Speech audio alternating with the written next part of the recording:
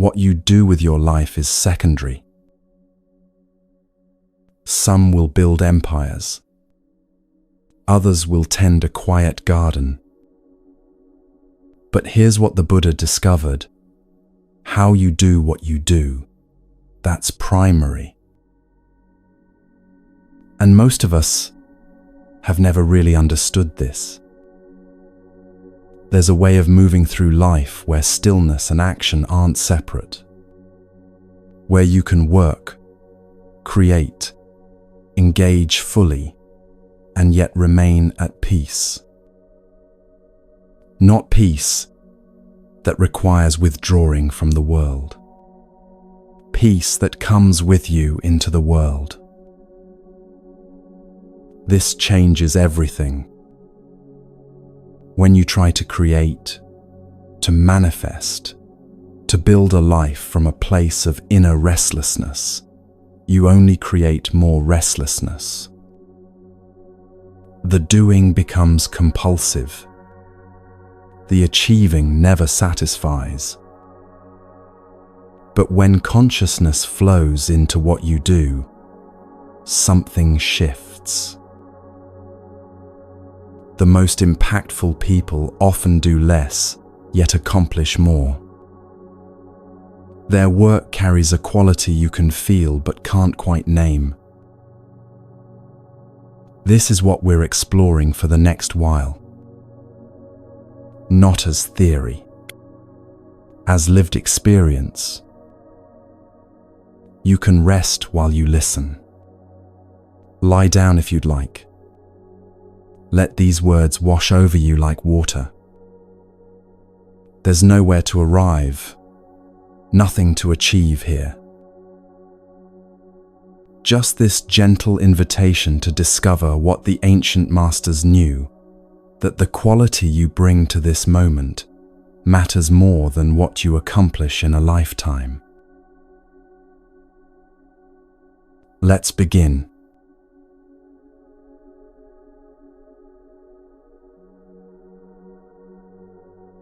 There was a man who had everything on his list.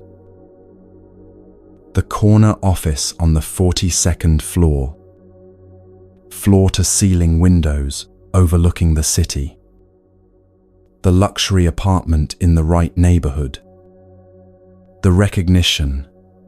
Awards on the wall. His name in articles. Invitations to speak.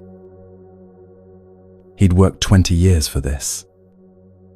Sacrificed relationships, health, countless evenings and weekends. But he'd made it.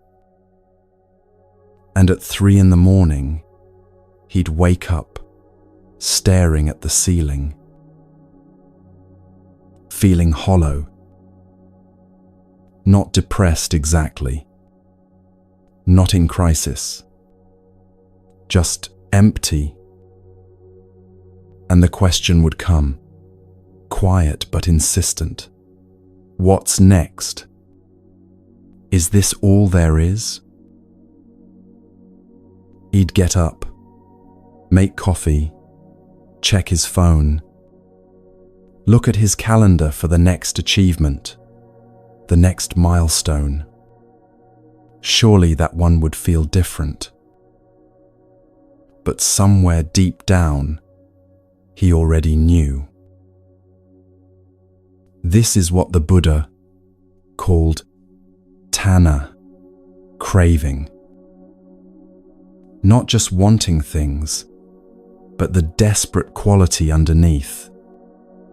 The sense that something is missing, that you're incomplete, and if you could just get that thing, achieve that goal, reach that destination, then finally, you'd be okay. Then finally, you could rest. But here's what happens. You get the thing.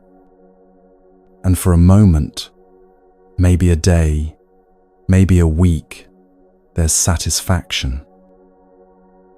Relief. You did it. And then, so subtle you barely notice, the wanting returns. Now it's the next thing, the next level. Because the craving doesn't come from lacking the object, it comes from believing that you're incomplete. One achievement creates the next craving. You get promoted. Now you need the next promotion. You buy the car. Now you notice everyone else's car. You reach the goal. Now there's a bigger goal beyond it. The hunger feeds itself. The Buddha said something very simple about this. The root of suffering is attachment to desire. Not desire itself, but the attachment. The belief that your peace depends on getting what you want. The conviction that fulfillment is just one more achievement away. And listen, this isn't about making craving wrong. It's not about judging yourself for wanting things, for having ambitions, for trying to build a good life. We all do this. We've all been conditioned to believe that happiness comes from accumulating, achieving, becoming. The society we live in runs on this belief. Advertising exists to create craving where none existed. You're shown images designed to make you feel incomplete, then offered products to fill the gap. And it works, because underneath there is a sense of incompleteness. Something does feel missing. But what if the incompleteness isn't solved by adding more? What if it's solved by understanding why you feel incomplete in the first place? Our executive, one day, he was sitting in his office, looking out at the city, and he just stopped. Stopped pretending he was fine. Stopped reaching for the next thing to fill the void. And he felt it fully. The restlessness, the craving, the exhausting loop of it. Not trying to fix it, just seeing it clearly for the first time. That's when something shifted. Not dramatically. No lightning bolt of enlightenment. Just a quiet recognition. Oh, this is what I've been doing. Chasing the next thing to escape this feeling right now. Perhaps you've felt this restlessness too. Maybe not in a corner office. Maybe in a different circumstance entirely. But the pattern, wanting, getting, brief satisfaction, then wanting again. The sense that you're always reaching for something just beyond where you are. Always thinking, when I get there, then I'll be happy. When I achieve that, then I'll be enough. When I finally have that, then I can relax.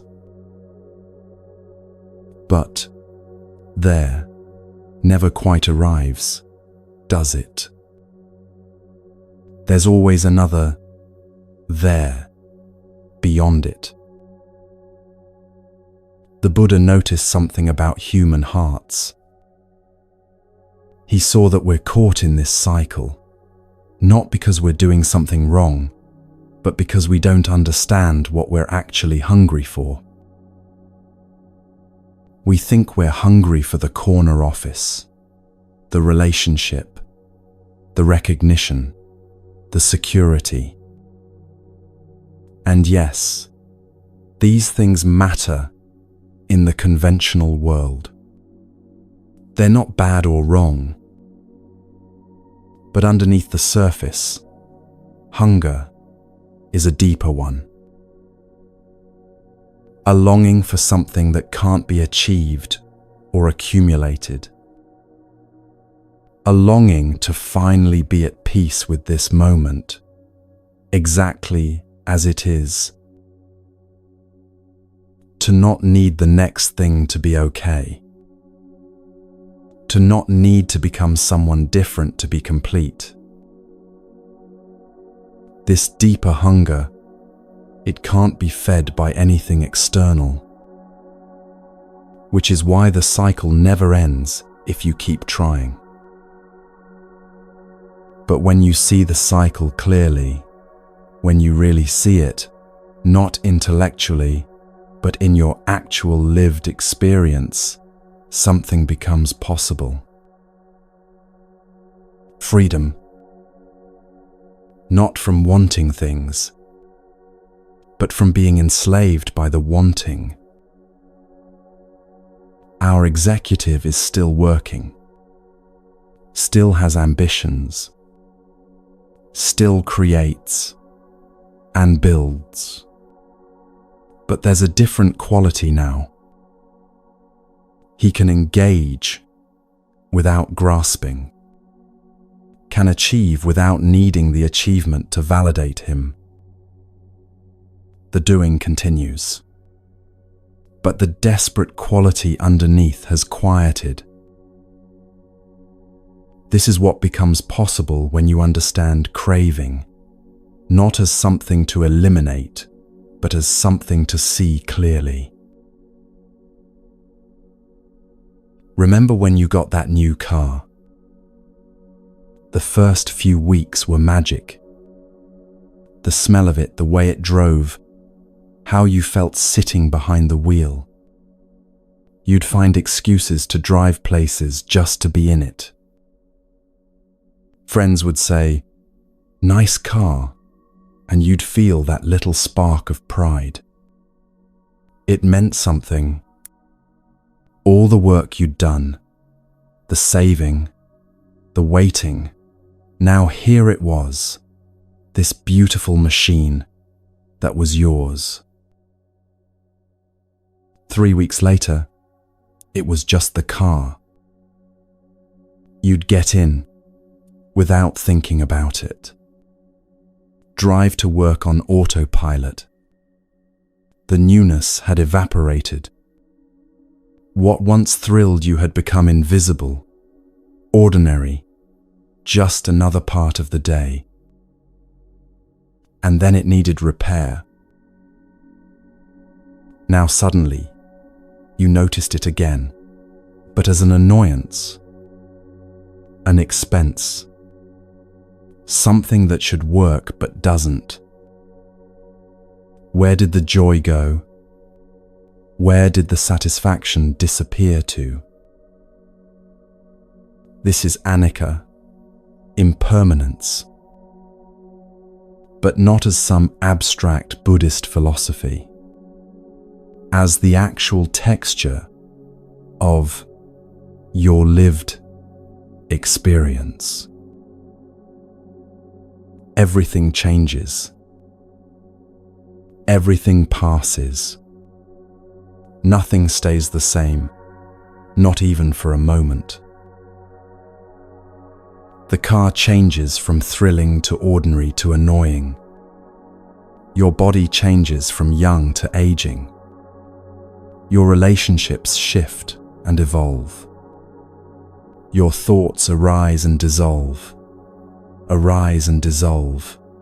moment after moment after moment. Even your sense of self changes. Who you thought you were at 20 isn't who you are at 40. The certainties you held crumble. What mattered deeply becomes irrelevant. What you couldn't imagine wanting becomes everything. Nothing holds still.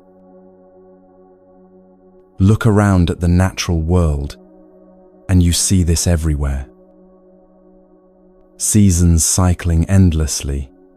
Spring's blossoms become summer's fruit, become autumn's decay, become winter's stillness.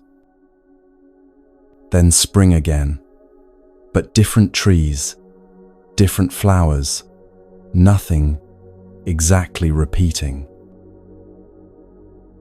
Life forms emerging and disappearing. Civilizations rising and falling. Mountains wearing down over millennia, while new ones thrust up from the earth. The ocean consumes the shore while simultaneously birthing new land. Forests burn, and from the ash, new growth. Everything in constant flux, constant transformation. This isn't a problem to solve. This is the nature of conditioned reality. Conditioned means arising from causes and conditions. Your car exists because of countless causes: materials mined from earth, workers assembling parts, your decision to buy it, economic systems that made it affordable. Each of those causes arose from other causes. Nothing stands alone. Nothing exists independently. The Buddha called this dependent origination.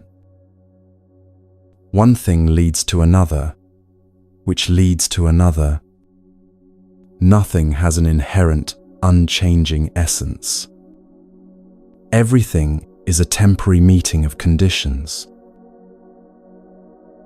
When conditions change, and they always do, the thing changes, or ceases to exist entirely. Your body is like this. Cells dying and regenerating constantly. The body you had 7 years ago has been almost completely replaced at the cellular level. You're not the same physical form you were, yet somehow you call it my body, as if it's a permanent possession. Your thoughts are like this, arising from causes, something you saw, something you heard, a memory triggered, a fear activated, then dissolving, making space for the next thought which also arises from causes. An endless stream, nothing solid, nothing lasting. Even your relationships exist in flux. The person you love today isn't the same person you loved yesterday. They've changed. You've changed. The dynamic between you shifts moment to moment. Trying to freeze it in place, trying to make it permanent, creates suffering. And yet, we spend our entire lives trying to make things permanent. We try to hold on to pleasure, push away pain. We accumulate possessions as if we could take them with us. We build identities and defend them fiercely. We cling to youth, to health, to how things used to be. It's exhausting, because you're fighting against the fundamental nature of reality itself. You're trying to make the impermanent permanent. You're trying to stand still in a river that never stops flowing. And this is where the suffering comes from. Not from impermanence itself, but from not understanding impermanence, from expecting things to stay the same, From believing that if you could just hold on tight enough, you could stop the change. You can't. Nobody can. But here's the beautiful thing. You're not failing. You're not doing something wrong. You're not broken or insufficient.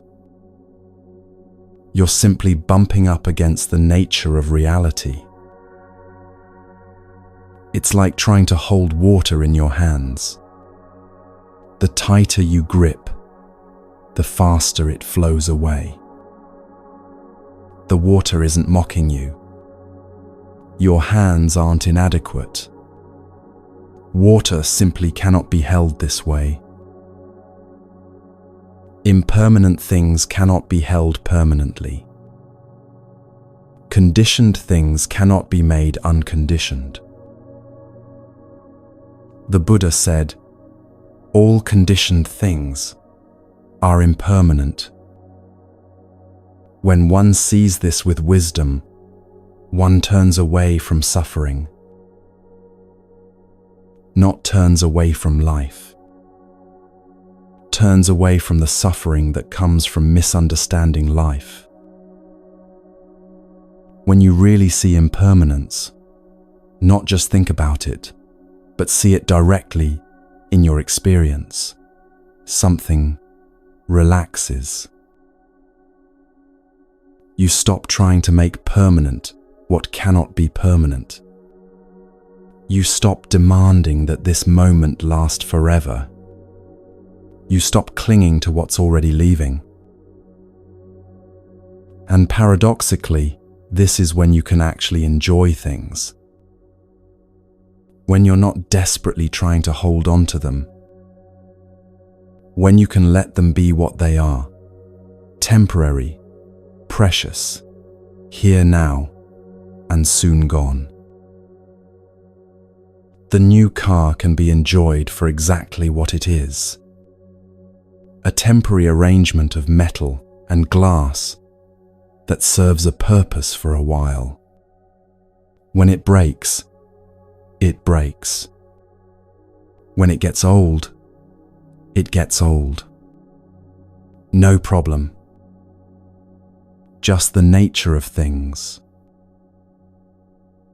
The relationship can be met fully, right now, in this changing moment, without needing it to be frozen in place, without needing guarantees about forever. Just this person, this moment, this connection that exists now. Even your own life becomes less heavy when you stop pretending it's permanent. When you acknowledge, this body will age and fail. This mind will change. This personality I think of as me is already different than it was yesterday. What a relief, actually, to not have to make everything last forever. To just let things be what they are, impermanent, flowing, alive precisely because they're changing. There was a grandmother who forgot her story. Dementia took her memories slowly, piece by piece. First, the recent things, where she put her keys, what she ate for breakfast. Then larger chunks, her career, her achievements, the details of her children's lives. Eventually, she couldn't remember her name. Her family found this heartbreaking. They'd visit and try to remind her, "You're Margaret. You were a teacher for 30 years. You raised 4 children. You won awards, traveled the world, built this beautiful life. She'd smile politely, as if they were talking about someone else. Because to her, they were. But here's what her family noticed after a while. She seemed, and they almost felt guilty thinking this, she seemed at peace. More at peace than she'd been in years. Maybe ever. No anxiety about what people thought of her. No worry about her legacy or whether she'd accomplished enough. No comparing herself to others. No regret about roads not taken. She'd sit by the window watching light move across the wall and just be there. Fully there, not somewhere else in her mind. When someone visited, she'd greet them with genuine warmth, as if meeting them for the first time. Which, for her, she was. No old grievances, no stored resentments. Just this moment, this person, this connection. Her family thought it was tragic. She thought, to the extent she thought about it at all, she was free. Now, no one is romanticizing dementia. It's a real condition that causes real suffering for everyone involved. But there's something to learn from this story. Who are you when you can't remember who you've been? Take a moment with that question. Really feel into it. If right now you couldn't remember your past, your achievements, your failures, your identity, your whole story, what would be left? Would anything remain? Or would you disappear entirely? Most of us believe we would disappear because we think we are our story. We think, I am my history. I am my memories. I am this name, this face, this accumulated past. The Buddha looked at this very carefully and saw something radical. He saw that what we call self is a construction, a useful fiction for navigating the conventional world, but not ultimately real. He described it this way: in what is seen, there is only the seen. In what is heard, only the heard. In what is sensed, only the sensed. No separate seer possessing the seeing. No hearer owning the hearing. Just seeing happening. Just hearing happening. This is called anatta, non-self. And it's one of the most misunderstood teachings in Buddhism. People hear no self and think it means you don't exist. That's not what it means. Obviously, there's experience happening. Obviously, there's a body, thoughts, sensations, all of that. What doesn't exist is a separate, permanent, independent entity having these experiences.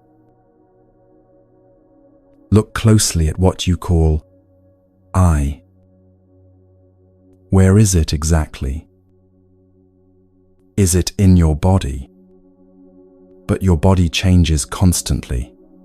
Which cell is the real you? Is it in your mind? But thoughts come and go. Which thought is the I? Maybe it's your personality, your character traits. But these change too. You're not the same person you were as a child, or even last year. Circumstances change you. Experiences reshape you. So where is this permanent, unchanging I that supposedly possesses your life? The truth is, there isn't one. What you call I is a convention, a name we give to a temporary collection of processes, this body, these thoughts, these memories, these patterns. It's useful to have a name, to say, I need food, or I'll meet you Tuesday.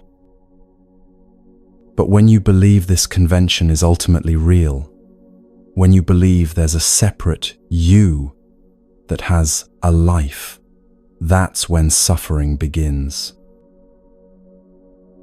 Because then you spend all your energy defending this fictional entity, building it up, protecting it, trying to make it more important, more secure, more permanent. My achievements, my reputation, my possessions, my views, my opinions, my identity, all of it needing constant maintenance, constant protection. It's exhausting. And here's the deepest irony. You think you're defending yourself, but you're actually defending a mirage. A monk once asked the Buddha, if there's no self, who experiences nibbana? Who gets enlightened? The Buddha smiled. The question itself assumes what isn't there. There's no separate who to experience anything. There's just experience arising and passing. When the illusion of a separate experiencer dissolves, what remains is freedom. Not freedom for someone, just freedom. Now, this isn't nihilism. It's not saying nothing matters, or you should stop caring about life. That's a misunderstanding. Life continues. Actions have consequences. Kindness matters. Cruelty matters. You still function, still engage, still have relationships and responsibilities. But you're not carrying around this heavy burden of being somebody anymore. You're not constantly asking, am I enough? Do they like me? Am I impressive? Am I safe? All these questions assume there's a separate me that needs validating, protecting, improving. When you see through that assumption, when you really see through it, there's a lightness. Our grandmother by the window, she wasn't enlightened because she had dementia. But accidentally, the disease had removed the weight of identity. And what remained was just this: presence, awareness, being. No story, about who she was. No worry about who she should be. Just life flowing through this form, moment by moment. You don't need to lose your memory to experience this. You just need to stop believing so completely in the story of me and my life. What if, just for a moment, you didn't carry the weight of being somebody? Not as a philosophy, not as something to figure out intellectually, but as an actual experiment, right now. Let go of your history. Let go of what you've achieved or failed to achieve. Let go of your name, your roles, your identity. Let go of the story you've been telling yourself about who you are. What remains? Really, what remains? There's awareness, isn't there? There's this moment, these sensations, this breath moving. There's aliveness, presence. But is there a separate you possessing it? Or is there just this? Just life happening. No owner needed. We've all been deeply conditioned to believe in me and my life. It starts young. This is your toy. This is your room. This is your body. You learn to identify with this form, this mind, this separate entity moving through the world. And it's not wrong that we do this. In the conventional world, it's necessary. But it's not the ultimate truth. The ultimate truth is simpler, lighter, freer than any separate self could ever be. It's this. Just this. Happening now. No one doing it. No one having it. Just the flow of life, momentary, empty, of separate existence, yet so very alive. When you touch this understanding, even briefly, even partially, something falls away. Not your capacity to function, not your ability to care, to love, to engage, but the burden, the heaviness of maintaining and defending a self that was never really there. And what remains is surprisingly simple. Peace. Right here. Not because you've achieved it, but because you've stopped creating its opposite.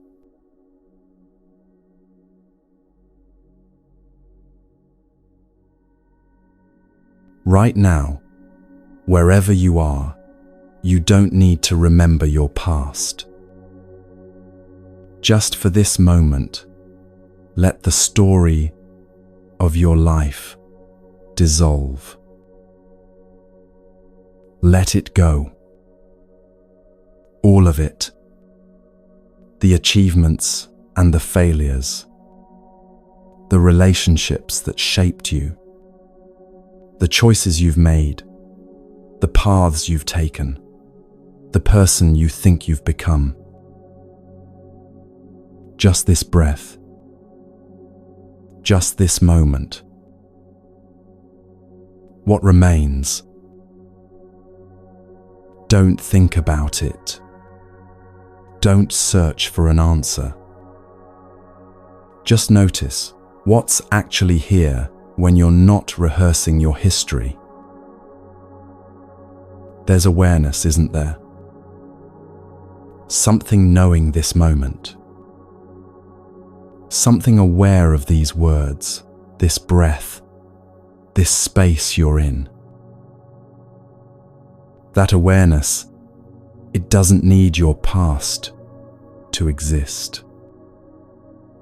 It's not constructed from your memories. It's not your achievements looking back at themselves. It's just here, present, now. This is the difference between awareness and me. Me is a story, a collection of memories, things that happened, things you did, things others said about you. A collection of projections, fears about the future, hopes, plans, the person you're trying to become. But awareness? Awareness is simply here. Not yesterday's awareness or tomorrow's awareness. Just this, the knowing of this moment. And here's what's extraordinary. You've never not been aware. Even when you were lost in thought, awareness was there, knowing the thoughts. Even when you were asleep dreaming, awareness was there, knowing the dreams. Even in your worst moments, your most confused moments, awareness was present, witnessing it all. It never comes and goes. Only what you're aware of comes and goes. There was a woman who discovered this accidentally. She lived in a small apartment with a window that faced east. Every morning she'd make tea and sit there, watching the light change. Not meditating, not practicing anything formal, just sitting. She'd watch the darkness soften into grey, then pale blue, then that moment when the first rays touched the building across the street. She'd watch birds land on the windowsill, hop around, fly away. She'd watch her tea steam rising, curling, dissipating into nothing. Sometimes thoughts would come, her to-do list, conversations she needed to have, worries about money. She noticed them the same way she noticed the birds. They'd arrive, stay for a while, leave. She wasn't trying to be anybody during these morning sits. Wasn't trying to be spiritual or peaceful or a good meditator. She'd tried that before, and it felt like work. This was different. This was just being here. Her friends thought she was wasting time, just sitting there staring out a window. But something was happening, though she couldn't have explained it. She was becoming more herself by trying less to be anyone. The constant effort of maintaining her image, her story, her identity, it was quietly falling away. Not through force, not through some spiritual technique, just through the simple act of being present without an agenda. And what remained was this spaciousness, this awareness that had always been here, but that she'd been too busy being somebody to notice. The Buddha said something radical about this. He said, "There is no self in what is seen, heard, sensed, or cognized. Just seeing, just hearing, just sensing. No separate seer, hearer, sensor, standing apart from the experience." This sounds like a riddle, doesn't it? How can there be seeing without a seer? How can there be experience without an experiencer? But what's your actual experience right now? Don't think about it. Watch it. Is there really a separate you standing back, observing? Or is there just this?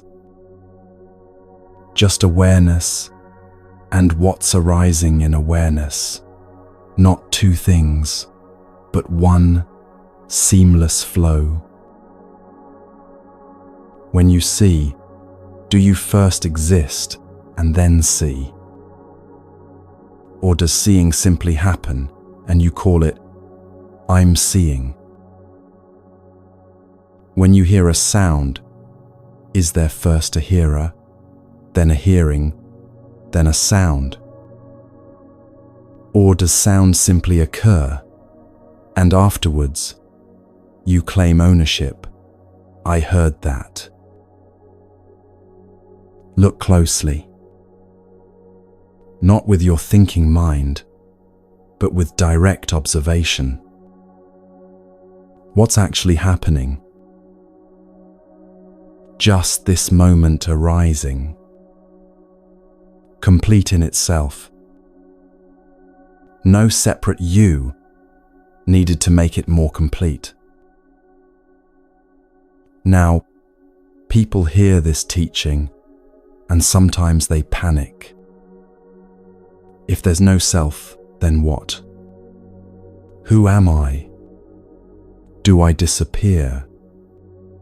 Is this some kind of void, some terrible emptiness? No. This isn't the emptiness that terrifies. This is the spaciousness that liberates. Think of it this way. When you believe you're a separate self, you're like a wave that thinks it's separate from the ocean. The wave is terrified. "I'm so small, so temporary, I'll crash and disappear." It spends all its energy trying to be bigger, more impressive, more permanent than the other waves. But when the wave realizes it's ocean, it's been ocean all along, everything changes. It's not annihilated. It's liberated. Because now it knows, I can't be destroyed. I never was what I thought I was. I'm the vast ocean temporarily taking the form of a wave. You can still function perfectly well without believing in a separate self. You can still work, love, engage, create, relate. In fact, you function better because you're not carrying around the exhausting burden of defending an identity that was never real. You're not constantly asking, do they like me? Am I good enough? Am I safe? Did I do it right? Those questions all assume there's a separate me that needs protecting, validating, improving. When you see through that assumption, the questions simply lose their grip. What replaces them is so much simpler. Just this. Just awareness. Just life flowing, moment after moment, without anyone needing to control it or claim ownership of it. Notice you're aware right now. That's it. That's enough. Nothing needs to be added. No special state needs to be achieved. No enlightenment needs to be attained. Just this simple recognition, awareness, is here. That awareness is closer to you than your own breath, closer than your thoughts. It's what you actually are, beneath all the stories, all the identities, all the becoming. And it's always been here, waiting, patient as the sky. So what exactly are we identifying with when we think we're me? The Buddha was very precise about this. He looked carefully at human experience and saw that what we call self is actually 5 processes, 5 aggregates that we mistakenly bundle together and call I. First, there's form. Rupa. This physical body. This face you see in the mirror. These hands. This shape. Moving through space. Second, there's feeling. Vedana. Not emotions, but something more basic, the feeling tone of every experience. Pleasant, unpleasant, or neutral. Every single moment has one of these 3 qualities. Third, there's perception. Sana. The recognizing, the labeling, the categorizing. You see a shape and perceive tree. You hear a sound and perceive car. You smell something and perceive coffee. Fourth, there's mental formations. Sankhara. This is the big one. All your habits, reactions, conditioning, the entire structure of what you think of as your personality. Your likes and dislikes, your patterns of thinking, your automatic responses. And fifth, there's consciousness. Vijnana. The knowing of experience. The awareness that something is happening. These 5 aggregates, form, feeling, perception, mental formations, consciousness, they're constantly arising and passing, changing every moment. And we grab onto them and say, this is me. This is mine. This is who I am. But watch closely. Are any of these things permanent? Your body is changing constantly. Cells dying, new ones forming, aging, shifting. Is that really you? Feelings arise, and pass away. Pleasant becomes unpleasant, becomes neutral, becomes pleasant again. Which feeling is the real you? Perceptions change based on conditions. What you perceive depends on your state, your history, your conditioning. Is that stable enough to be you? Mental formations, your personality, your habits, they shift over time.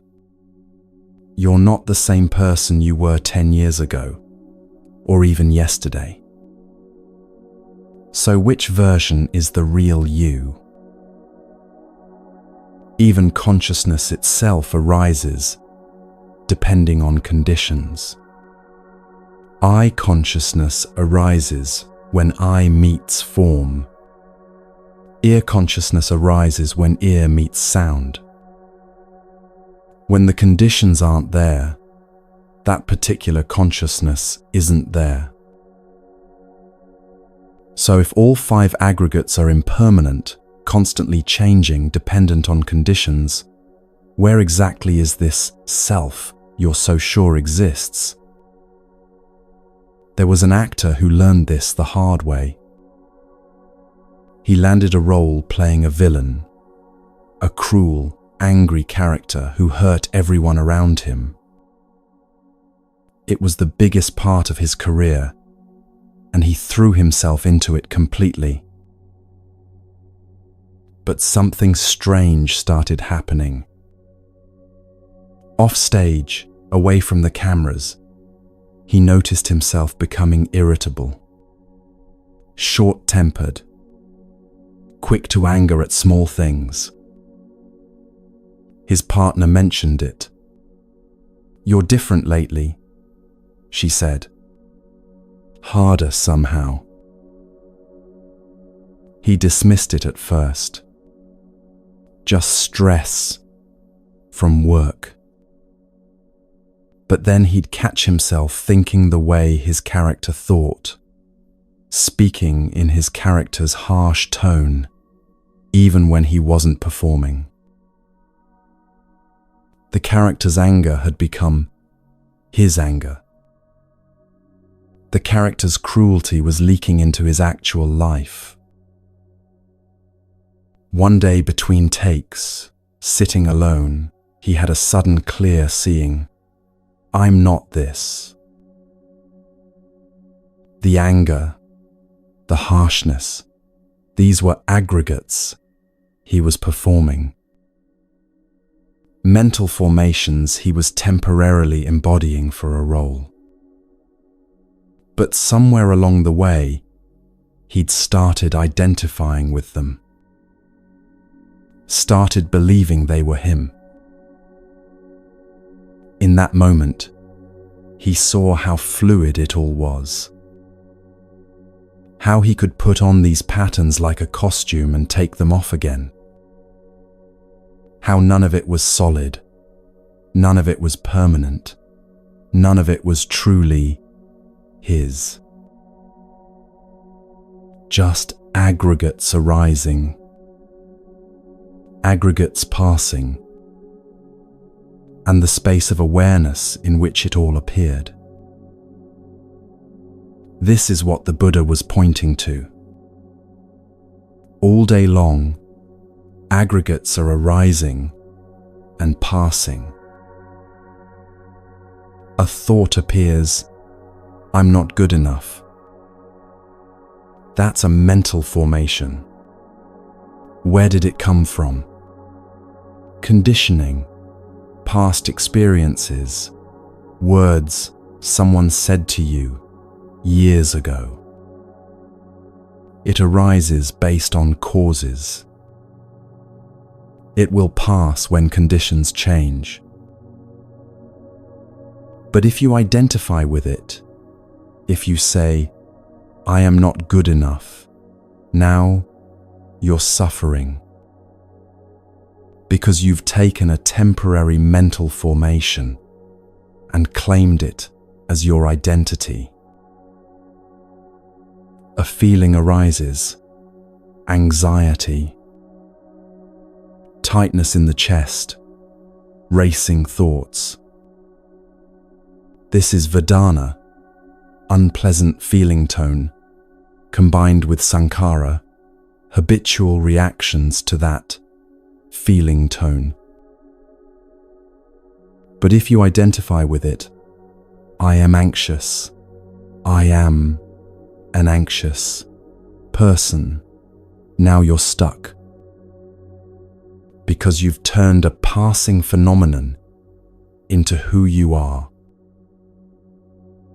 Can you watch it differently? Oh, anxiety is here. Just noticing.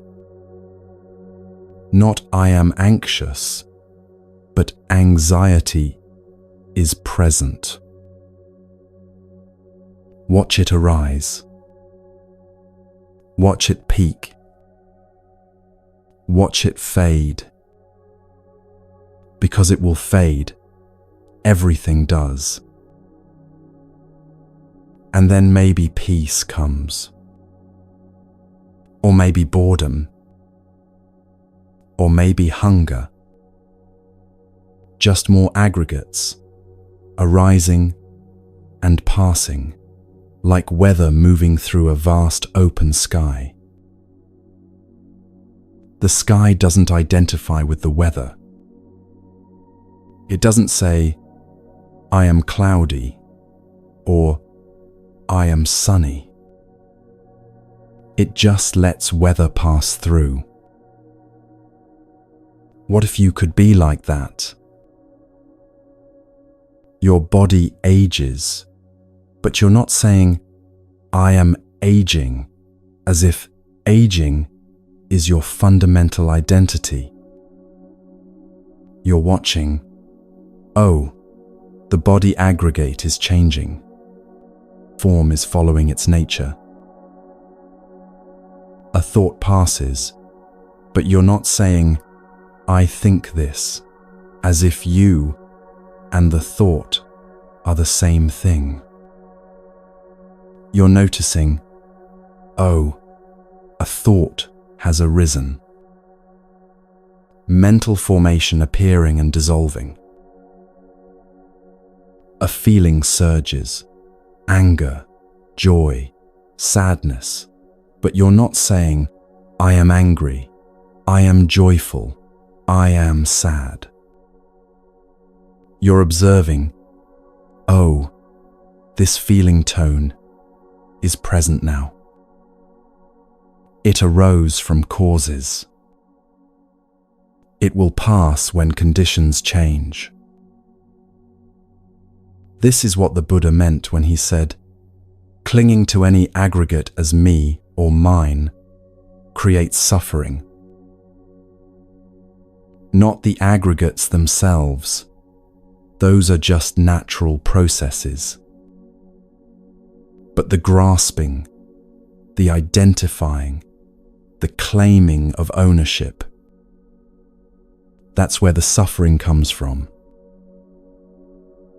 Because when you believe the aggregates are you, then you have to defend them, control them, improve them, constantly. When your body changes, you suffer because you are changing. When your thoughts are negative, you suffer because you are negative. When your feelings are painful, you suffer because you are in pain. But what if you're not any of these things? What if you're the space in which they all arise? Not trying to stop them, that's just more grasping. Not trying to perfect them, that's more identification. Just watching them arise and pass, like waves on an ocean that you're not. The exhaustion you feel sometimes, that constant tiredness that sleep doesn't fix, a lot of it comes from this. From trying to hold together a self that's made of changing parts. It's like trying to freeze a river. The river is flowing, that's its nature, but you keep trying to make it hold still so you can point and say, "There. That's me. That's who I am." It can't be done. And the effort is exhausting. But when you stop, when you just let the aggregates do what they do, arise and pass without claiming ownership, there's a lightness. You're still here. Life continues. But you're not carrying the weight of being somebody anymore. You're not any of these changing things. You're the awareness in which they appear. The vast spaciousness that has room for all of it. The pleasant and unpleasant. The beautiful and ugly. The wanted and unwanted. And that spaciousness, it never gets tired. It never gets overwhelmed. Because it's not made of anything that can be exhausted. It simply is. Now, this understanding doesn't just live on a meditation cushion. It has to meet daily life. Or what good is it? There was a Zen student who'd been practicing for years. He could sit in meditation for hours, completely still, deeply peaceful. One day, his teacher said, "Tomorrow, go to the busiest marketplace in the city. Find your peace there." The student protested, "But there's so much noise, so many distractions, so many people wanting things." The teacher smiled. "Exactly." So the student went. And the first time, it was overwhelming. The crowds pushing and shoving, vendors shouting their wares, smells of food mixing with exhaust, advertisements everywhere, music blaring from storefronts. His mind went wild. Wanting, resisting, judging, comparing. Within minutes, all his meditation training seemed to evaporate. He went back daily, as his teacher instructed. And slowly, something shifted. He learned to walk through the marketplace, not by shutting down, not by blocking out the chaos, but by staying present with it. Fully present. Seeing, hearing, smelling, wanting, arising, wanting, passing. Just noticing it all, without getting swept away by any of it. Eventually, he could walk through the busiest market completely at peace, not because he'd transcended life, but because he'd learned to be fully present to it. This is samasati, right mindfulness. Not some transcendent state where you float above reality. Not zoning out or achieving a blank mind, but alert, clear, intimate awareness of what's actually happening right now. Seeing and knowing you're seeing. Hearing and knowing you're hearing. Thinking and knowing you're thinking. Not getting lost in the content. Not becoming the thought or the feeling or the sensation. Just noting, oh, this is what's present now. The shopping mall is perfect for this practice. Or the grocery store, the subway, anywhere there are people and noise and things designed to grab your attention. Because advertisements, they're designed to trigger craving. Sophisticated teams of psychologists figuring out exactly how to make you feel incomplete, so you'll buy their product to fill the gap. But when you're mindful, you can see it happening in real time. You're walking past a display window. There's a beautiful coat. First, just seeing. Form, color, texture. The mind might say, beautiful. That's perception, recognizing, labeling. Then maybe a feeling tone arises. Pleasant. A little tug in the chest, a leaning toward. And then, here's where it gets interesting, then comes the thought, I want that. And right behind it, I should have that. And then, if I had that coat, I'd feel confident, attractive, complete. Can you catch it right there?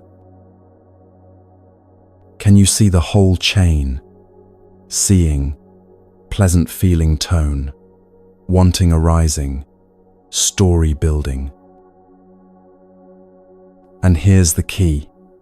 You don't have to act on it. You don't have to push it away either. You just notice, oh, craving is here. Not I want that coat, but wanting is present. There's a huge difference. One makes you the wanting. Now you have to do something about it, or you'll suffer. The other just observes the wanting as a temporary visitor in awareness. And when you just observe, without getting swept into it, without becoming it, something remarkable happens. The wanting peaks, and then it fades, all on its own. You don't have to make it fade. You don't have to fight it. It just follows its nature, arising and passing away. You keep walking. The coat is behind you now. The wanting is gone. No suffering, no problem. This is freedom. Not freedom from wanting. Wanting will arise. It's natural. But freedom from being enslaved by the wanting. The same with aversion. You're in a crowded place. Someone pushes past you rudely. Contact happens. Body bumped. Balance disturbed. Unpleasant feeling tone arises. And then the mind jumps in. How rude. They should watch where they're going. People these days have no consideration. The whole storm of aversion building from one moment of unpleasant contact. But if you're mindful, you catch it. You feel the body bump. Notice the unpleasant sensation. Watch the irritation start to arise. And you just note, oh, aversion is here. You don't have to act on it. You don't have to suppress it either. Just see it. See how it arises based on conditions. See how it will pass when conditions change. And sure enough, it does pass. Maybe takes 30 seconds, maybe 2 minutes. But it passes. Because everything does. The Buddha said something so simple about this. When walking, know you are walking. When standing, know you are standing. When sitting, know you are sitting. When lying down, know you are lying down. Just this. Just knowing what's actually happening in this moment. Not lost in thoughts about the past. Not lost in plans for the future. Not lost in judgments about what's happening. Just here. Awake to this. You can practice this right now, wherever you are. Feel your feet. Are they touching the ground? Are they on a bed, a chair? Just notice the actual sensation. Pressure, warmth, texture. Feel your breath. Not controlling it, just noticing. The coolness on the inhale, the warmth on the exhale. The gentle rise and fall of the chest or belly. Feel the aliveness in your hands. There's a tingling there, a subtle vibration. Energy flowing. You might not have noticed it before, but it's always there. This is your anchor. The felt sense of the body, alive, here, now.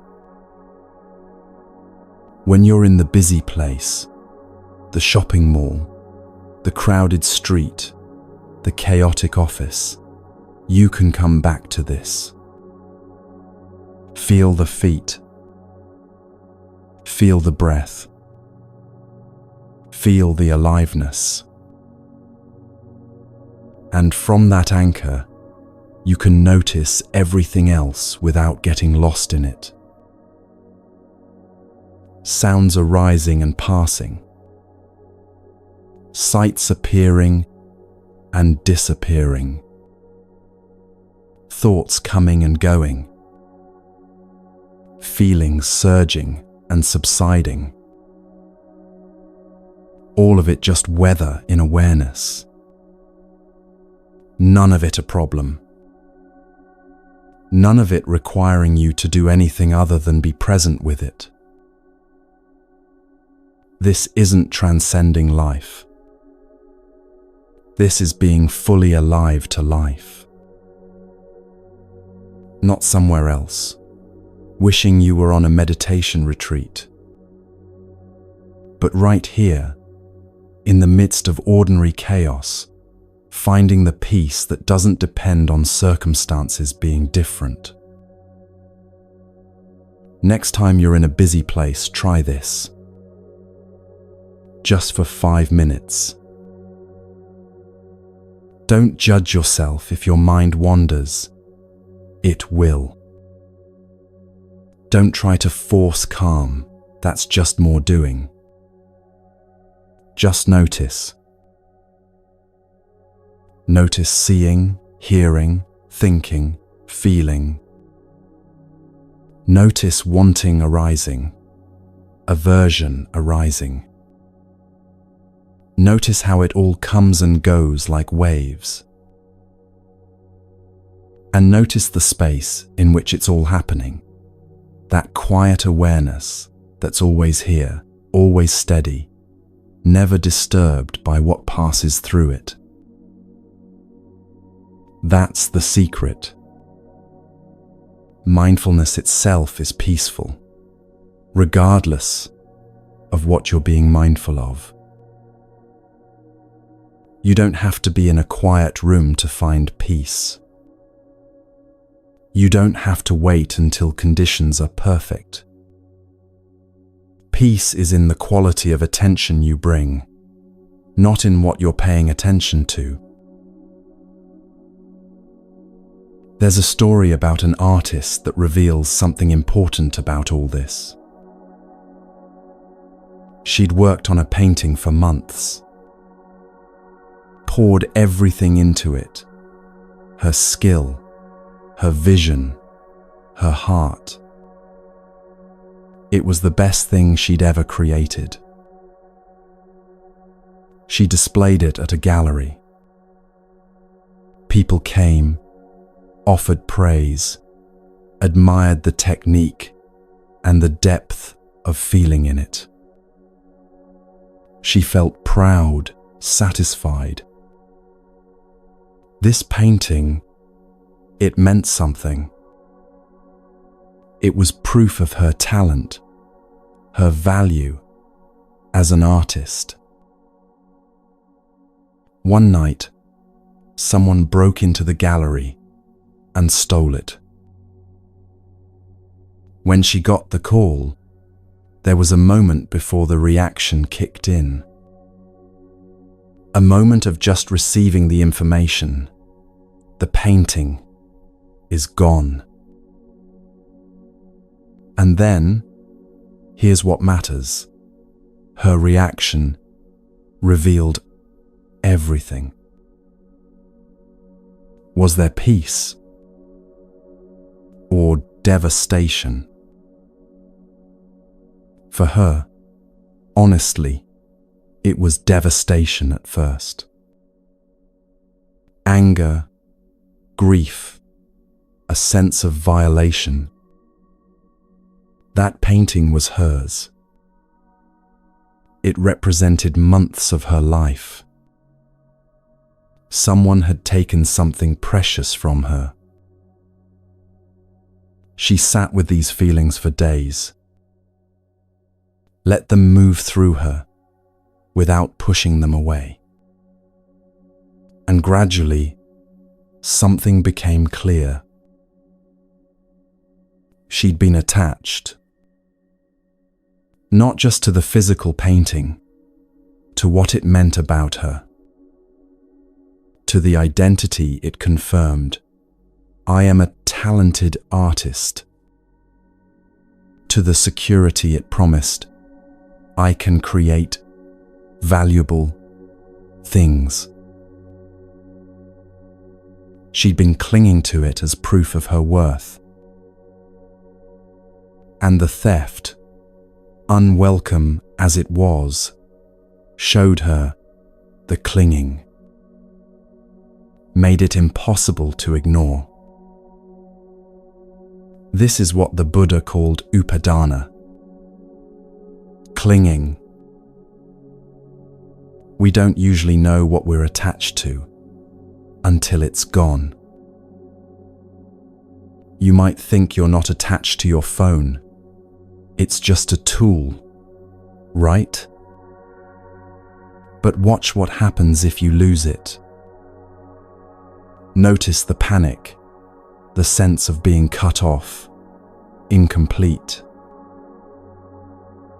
You might think you're not attached to your appearance. It's superficial. You know that. But watch what happens when you catch an unflattering reflection or someone comments on how you've aged. Notice the sting, the defensiveness. The burglar becomes an unexpected teacher. Loss reveals what we've been gripping without realizing it. There's a difference between appreciation and clinging. Appreciation says, "This is beautiful while it's here. I'm grateful for this moment with it." When it goes, as all things do, I'll be grateful it was here at all. Clinging says, "This is mine. It completes me. I need it. If I lose it, something essential will be taken from me." One is open-handed. The other is a closed fist. The Buddha taught that clinging to anything impermanent guarantees suffering. Not might cause suffering, guarantees it. Because everything impermanent will change or go away. That's what impermanent means. So if your peace depends on holding on to it, you're setting yourself up for inevitable pain. He described 4 kinds of clinging. 4 ways we grip what cannot be held. First, clinging to sensual pleasures. The taste, the touch, the sight, the sound, the feeling we want to repeat forever. But it fades, doesn't it? The chocolate loses its intensity by the 3rd bite. The song you loved becomes background noise after the 100th listen. Pleasant sensations arise and pass. Trying to hold them is like trying to hold smoke. Second, clinging to views and opinions. How tightly we grip our beliefs about how things should be, what's right and wrong, what's true and false. We'd rather be right than at peace. We'd rather defend our position than see clearly. And when reality doesn't match our views, we suffer. Third, clinging to rites and rituals. The belief that if we just perform the right practices, say the right words, follow the right steps, we'll be saved. But freedom doesn't come from external forms. It comes from seeing clearly. And fourth, the deepest clinging of all, to the belief in an independent, permanent self. This me that we spend our whole lives defending, building up, trying to make secure. The self that we've already seen doesn't exist the way we think it does. These 4 clingings underlie all our suffering. Every anxiety, every disappointment, every moment of feeling insufficient or unsafe. If you look closely, you'll find one of these clingings at the root. But here's what's beautiful. You don't have to eliminate clinging through force. You just have to see it clearly. When you see how you're gripping, when you feel the tension of it, the exhaustion of it, naturally, there's a letting go. Not because you should let go, but because holding on stops making sense. Our artist, sitting with her grief over the stolen painting, at some point, days later, she smiled. Someone asked what she was thinking. She said, "Someone must have loved it enough to take it." Not that the theft was okay. Not that she condoned it. But she'd released her grip on ownership. The painting had existed. It had brought beauty into the world for a time. Now it was somewhere else. Maybe bringing beauty to someone else. Maybe hidden in darkness. Either way, it was no longer hers to control. And without that need to control, without that clinging to ownership, there was no devastation. Just release. She could create again. Would create again. But differently now. With less attachment to the outcome, less need for the work to prove something about her. Just creating for the joy of creating. And whatever happened to the creation after that, well, everything is temporary anyway. So right now in your own life, what are you gripping tightly? Maybe it's a relationship you're terrified of losing. Maybe it's a certain image you're desperate to maintain. Maybe it's security, control, the illusion that you can make things permanent if you just hold on hard enough. Notice it. Not to judge yourself. Clinging is what we all do when we forget the nature of reality. Just notice the sensation of it. Feel how tiring it is to grip so tightly. Feel the fear underneath. If I let go, I'll lose everything. And then, just as an experiment, what if you held it a little more gently? Not throwing it away. Not pretending you don't care. Just holding it the way you'd hold water in your cupped hands. Gently, allowing it to be what it is, knowing it won't last forever, and somehow that's okay. There's something that happens when you stop gripping. A spaciousness opens up. Not emptiness in the scary sense, spaciousness in the liberating sense. Room to breathe. Room for things to be as they are. Room for life to flow without you constantly trying to control its course.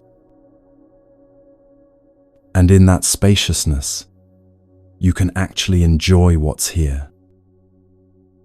Really enjoy it, without the shadow of fear that you'll lose it.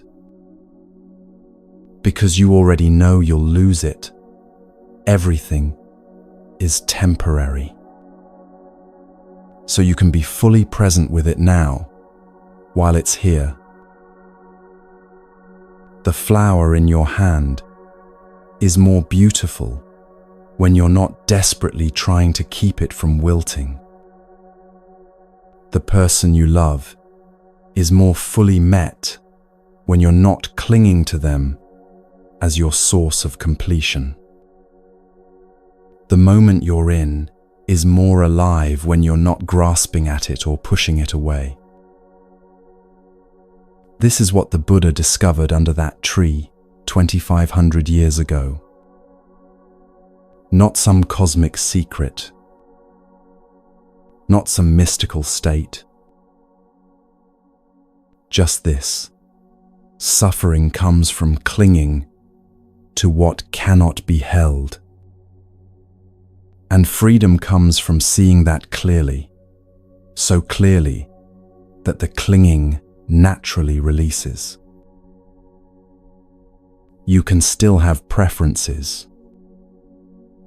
You can still care deeply about things and people. You can still create, build, strive, engage. But underneath it all, there's this lightness, this understanding that nothing is yours to possess, not even your own life. It's all borrowed for a brief time, all temporary, all flowing through like water through your fingers. And when you really get this, not just intellectually, but in your bones, there's a peace that doesn't depend on anything staying the same. The burglar took the painting. Life takes everything eventually. Your youth, your health, your certainties, the people you love, your very breath. But it can't take what you actually are. That awareness we touched earlier, that spaciousness that holds it all. That's not subject to gain or loss. It was here before you accumulated anything. It'll be here after it's all gone. And it's here now, quietly present, watching these words arrive in your awareness and dissolve away. Watching thoughts come and go. Watching feelings rise and fall. Watching the whole dance of form, none of it a problem, all of it just passing through. So what are you holding tightly today? Maybe you could hold it just a little more gently. Not because you should, not because someone told you to, but because you've seen clearly, seen how the gripping creates suffering and how the release creates space for something truer, lighter, more alive. Just see it. That's all. The seeing itself does the work. And then you can walk through your days, through shopping malls and crowded streets, through gains and losses, through the whole beautiful, painful, temporary dance of being human, with your hands open, ready to receive what comes, ready to release what goes, neither grasping nor rejecting. Just here, just aware, just at peace with what is.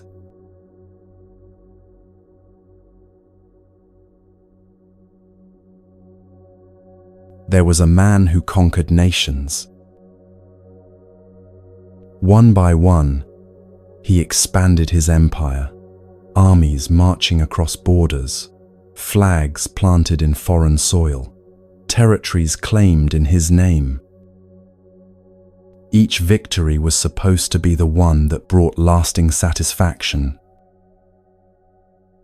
After the first conquest, there was euphoria, celebration, recognition, the thrill of achievement. For a few weeks, he felt complete. But then new concerns arose. How to maintain control of this territory? How to defend these new borders? What about the neighboring kingdom? Were they a threat now? So he conquered the neighboring kingdom. And the pattern repeated. Brief satisfaction, then new anxieties. More territory meant more complexity, managing resources, navigating politics, defending longer borders against more enemies. The empire grew, and so did the problems. More wealth, but more people wanting it. More power, but more paranoia about losing it. More recognition, but more pressure to maintain the image. He conquered again. And again. Always thinking, this next one will be different. This next victory will finally bring the peace I'm looking for. It never did.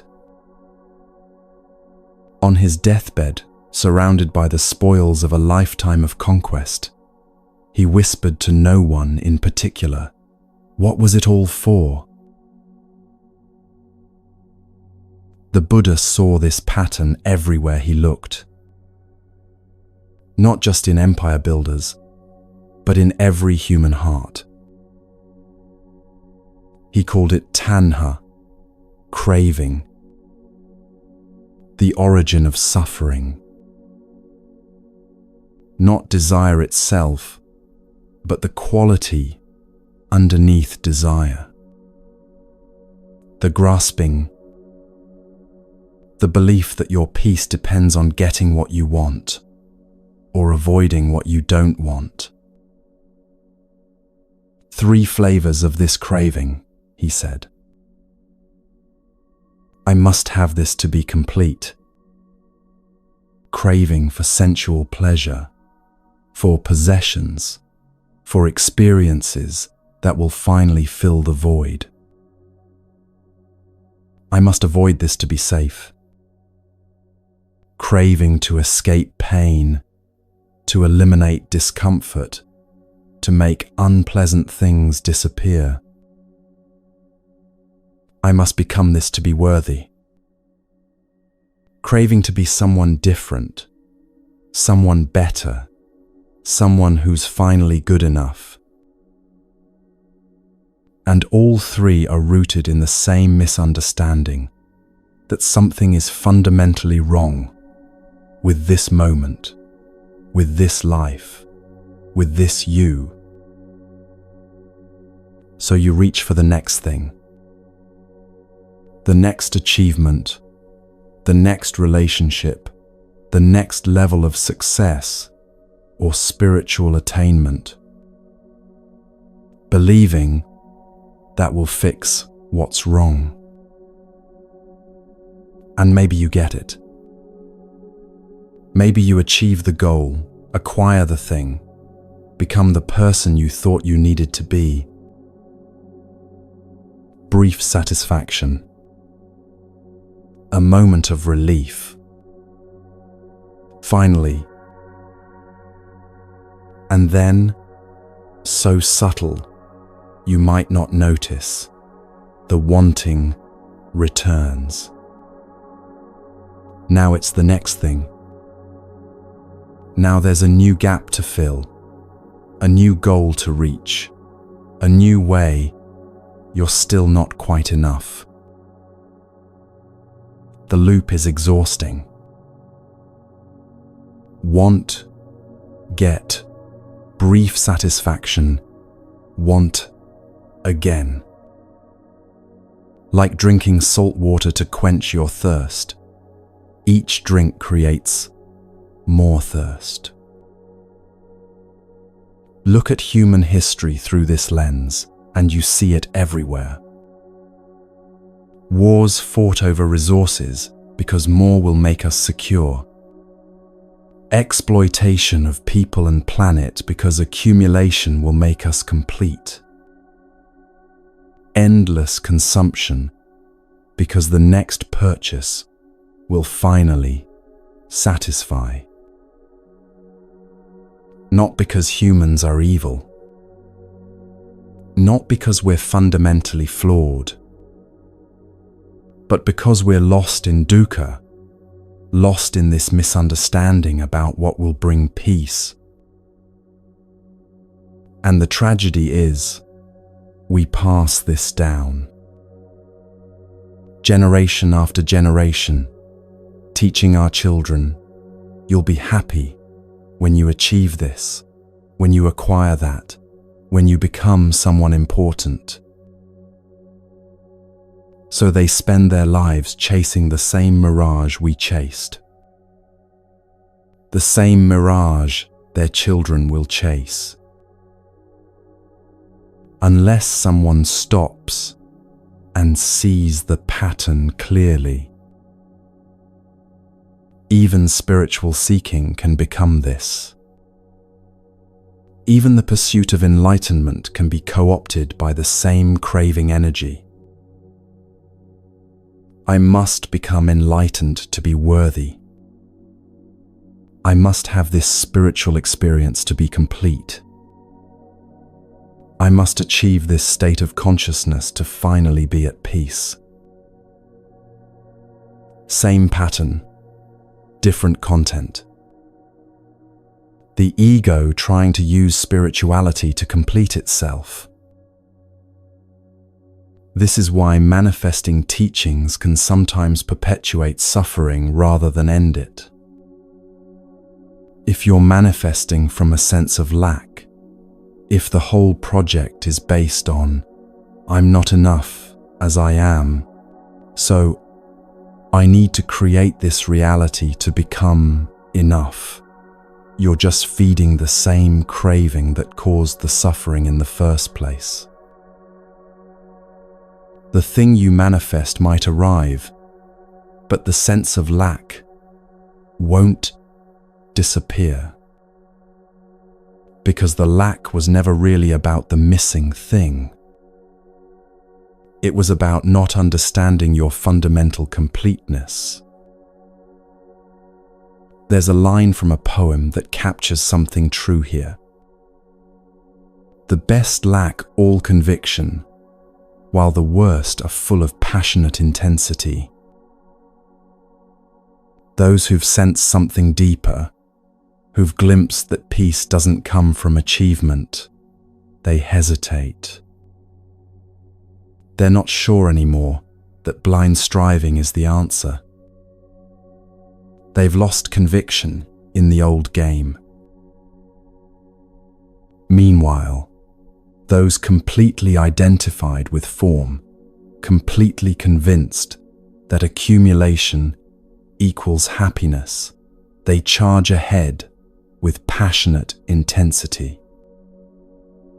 Building empires, conquering territories, manifesting realities, sure that this time, finally, it will be enough. Neither position is wrong. Exactly. Both are part of the human journey. But there's a third possibility the poem doesn't mention. A way of engaging that's neither hesitant nor frantically intense. Action that comes from understanding, not from craving. Creation that flows from wholeness, not from trying to complete yourself. This is what the Buddha was pointing toward. Not the end of action, but the transformation of why and how we act.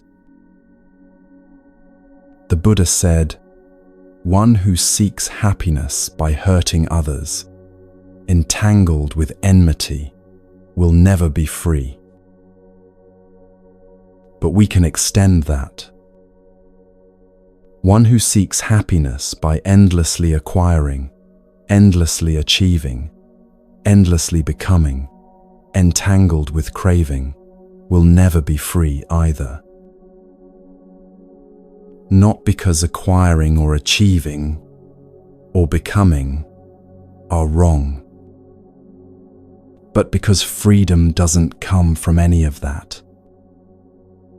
It never has. So where does it come from?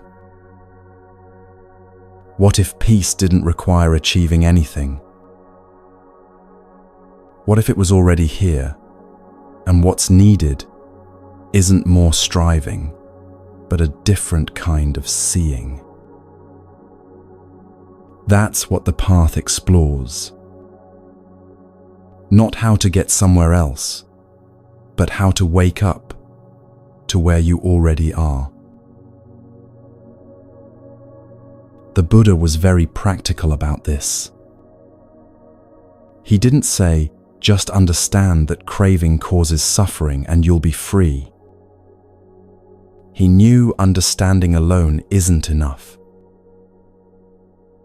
You need a foundation, training, a way of living that supports the understanding rather than undermines it. He called it the threefold training: sila, samadhi, panna. Moral conduct, concentration, wisdom. Not three separate things, but three aspects of the same path, each supporting the others, like legs of a stool.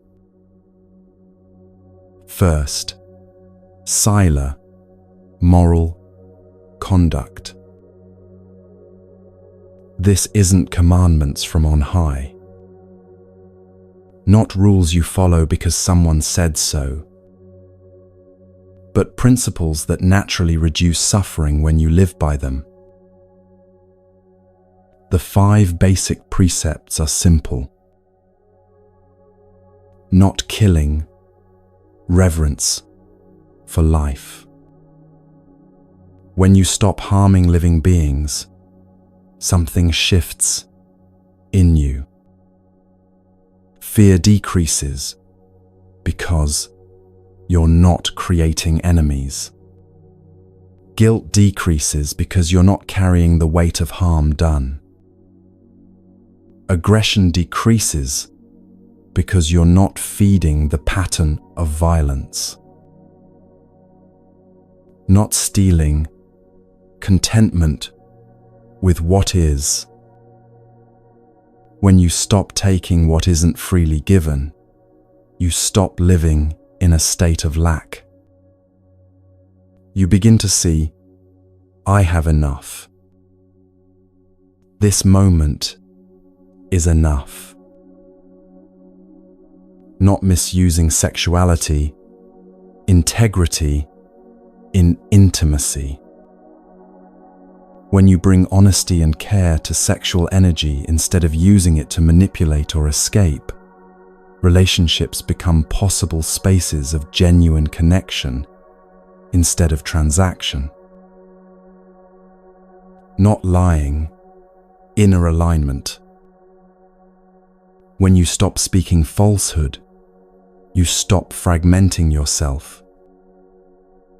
You don't have to track different versions of reality for different people. You can be whole. Not clouding the mind with intoxicants. Clarity. When you stop regularly escaping through substances, you have to face what's actually here. At first uncomfortable, eventually liberating. These aren't moral absolutes imposed from outside. They're observations about what creates conditions for peace and what doesn't. There was a merchant who built his business on clever lies. Not huge deceptions, just small exaggerations, strategic omissions, telling customers what they wanted to hear rather than the truth. It worked, in a way. Sales increased. Profits grew. But he noticed something. He couldn't fully relax around anyone. Always tracking who he'd told what, adjusting his story based on who was listening, maintaining different versions of events for different audiences. It was exhausting. One day, he just stopped. Started telling the truth, even when it cost him a sale. Started being honest about his product's limitations, about what he could and couldn't deliver. At first, it was uncomfortable. He had to face some consequences, customers he'd misled, promises he couldn't keep, the gap between his image and reality. But then something unexpected happened. Relief. Profound relief. He didn't have to carry all those stories anymore. Didn't have to remember who believed what. He could just be himself, say what was true, let people decide based on reality rather than manipulation. And his relationships deepened. When people realized they could trust his word, that he wasn't playing games, they relaxed around him too. Business actually improved, built on something solid now, not on shifting sand. This is what Sila does. It creates a container for practice. When you're not constantly creating chaos through harmful actions, your life becomes workable. Space opens up for deeper seeing. Second, samadhi, concentration. This is about training attention, gathering the scattered mind so it can actually see clearly. Imagine trying to examine something small by candlelight on a windy night. The flame flickers constantly, shadows dance. You can barely make out the details. Steady the flame, and suddenly you can see. Your mind is like that flickering candle, jumping from thought to thought, distracted by every sensation, pulled by every worry about past or future. Samadhi is steadying the flame, not achieving some special trance state, not transcending reality, just training attention to rest on one thing long enough to actually see it. You can practice this with the breath. Simple, just staying with the sensation of breathing, returning when the mind wanders, again and again. Sounds easy. Try it for 5 minutes and you'll see how wild the mind actually is. How it resists staying with even something as simple as breath. But with practice, something shifts. The mind begins to settle. not by force, but by gentle, patient, returning. And when the mind settles, you can see things you couldn't see when it was scattered. You can see how thoughts arise and pass.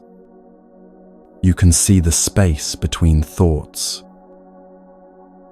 You can see patterns of craving and aversion that were invisible when you were lost in them.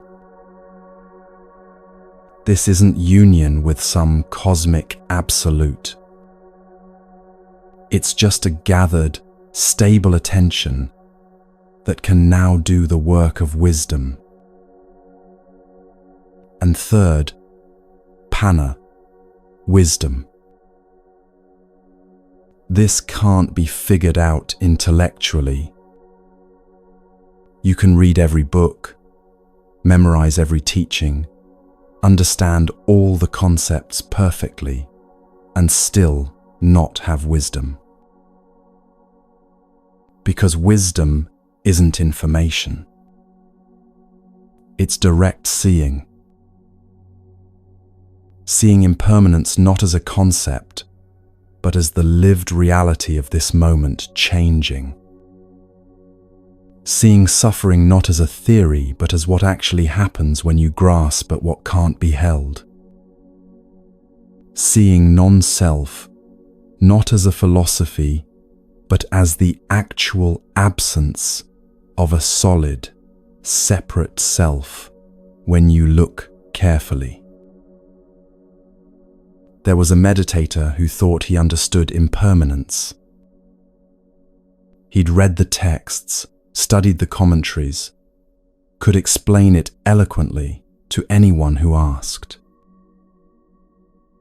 All conditioned things are impermanent, he'd say. Nothing lasts, everything changes. He understood it perfectly. Then he went on a 10-day retreat. Just sitting, watching his breath, paying attention to his actual experience moment by moment for 10 days straight. On the 5th day, something shifted. He was watching his breath, the sensation of air at the nostrils, the slight coolness on the inhale, the warmth on the exhale. And he suddenly felt, in his body, what he'd only understood in his head. Nothing holds still. Not for even a moment. Every sensation was arising and immediately passing away, replaced by another sensation that was also arising and immediately passing away. The inhale becoming the pause, becoming the exhale, becoming the pause. Each moment utterly new, never repeating exactly.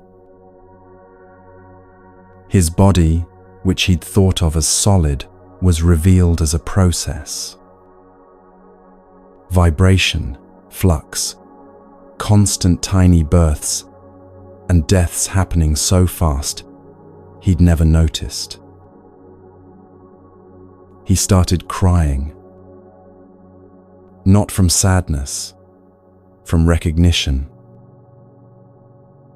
The concept had become lived reality, and now he couldn't unsee it. Everything he looked at, his hand, the wall, a tree outside, was obviously, viscerally, impermanent. Moment by moment dissolving and reforming. This is panna. Not understanding impermanence as an idea, but seeing it so directly that your relationship to everything changes. And it arises from the combination of sila and samadhi. When your life is workable, because you're not creating constant chaos through harmful actions, and when your attention is stable enough to see clearly because you've trained it, then wisdom has a chance to arise. You can't skip straight to wisdom. Or rather, you can try, but it's like building a house without a foundation. You might have glimpses, brief moments of seeing clearly, but they won't stick because the ground isn't prepared. The Buddha knew this. He said, "Wisdom is purified by moral conduct. Moral conduct is purified by wisdom." They support each other.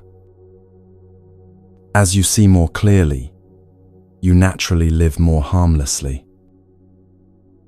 As you live more harmlessly, conditions arise for seeing even more clearly. And the middle piece, concentration, is what makes the seeing possible in the first place. This is gradual training, not instant enlightenment, not a sudden leap to some permanent state of awakening. Just patient, gentle cultivation of these three aspects: moral conduct, concentration, wisdom. Day by day, moment by moment. The Buddha trained for years before his awakening. And after his awakening, he still lived by these same three trainings until his death. Because the peace doesn't come from arriving somewhere. It comes from walking the path itself. Each moment you're living with integrity, your heart is at peace. Each moment your attention is present, you're free from the suffering of distraction. Each moment you're seeing clearly, you're not caught in delusion. That's the peace. Not some future destination, but this alignment of action, attention, and understanding. So the question shifts. Not, how do I achieve enlightenment? But, how do I live in a way that reduces suffering right now? And the answer is simpler than you might think. Live harmlessly. Pay attention. See clearly. That's it. That's the path. Everything else is elaboration on those three.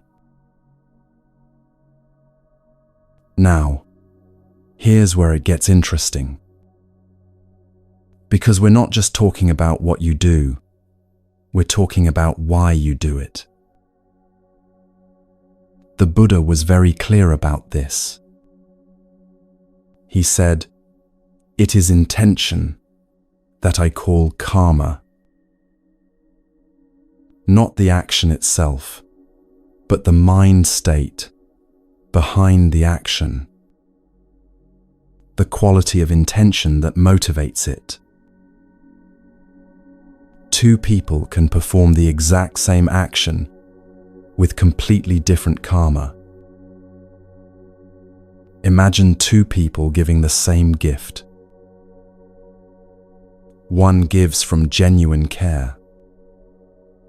They saw something that might bring joy, bought it freely, offered it with no expectation of anything in return. The giving itself is the completion. They're not waiting for gratitude or recognition or future favors. The other gives from obligation. It's expected. They have to do it. And underneath, there's resentment.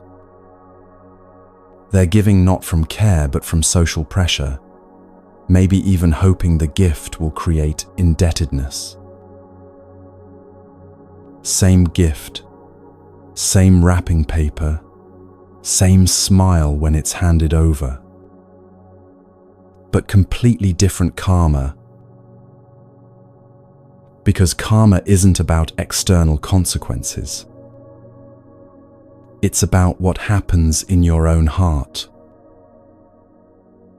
The first person gives and feels light, complete, at peace. They've acted from wholeness.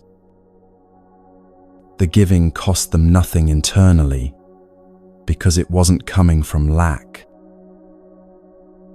The second person gives and feels heavy, resentful, diminished. They've acted from a divided state, doing one thing while feeling another. The giving cost them internally because it came from obligation, not freedom. This is what the Buddha meant by satthana, intention. The quality of mind from which action springs. And this brings us back to where we started. What you do is secondary. How you do it is primary. But how doesn't mean technique. It means, are you acting from greed, hatred, and delusion? Or from non-greed, non-hatred, and wisdom? Are you acting from craving, trying to complete yourself, defend yourself, make yourself more? Or from understanding, seeing what's needed, and responding skillfully? There was a carpenter who inherited his father's shop. At first, he resented it.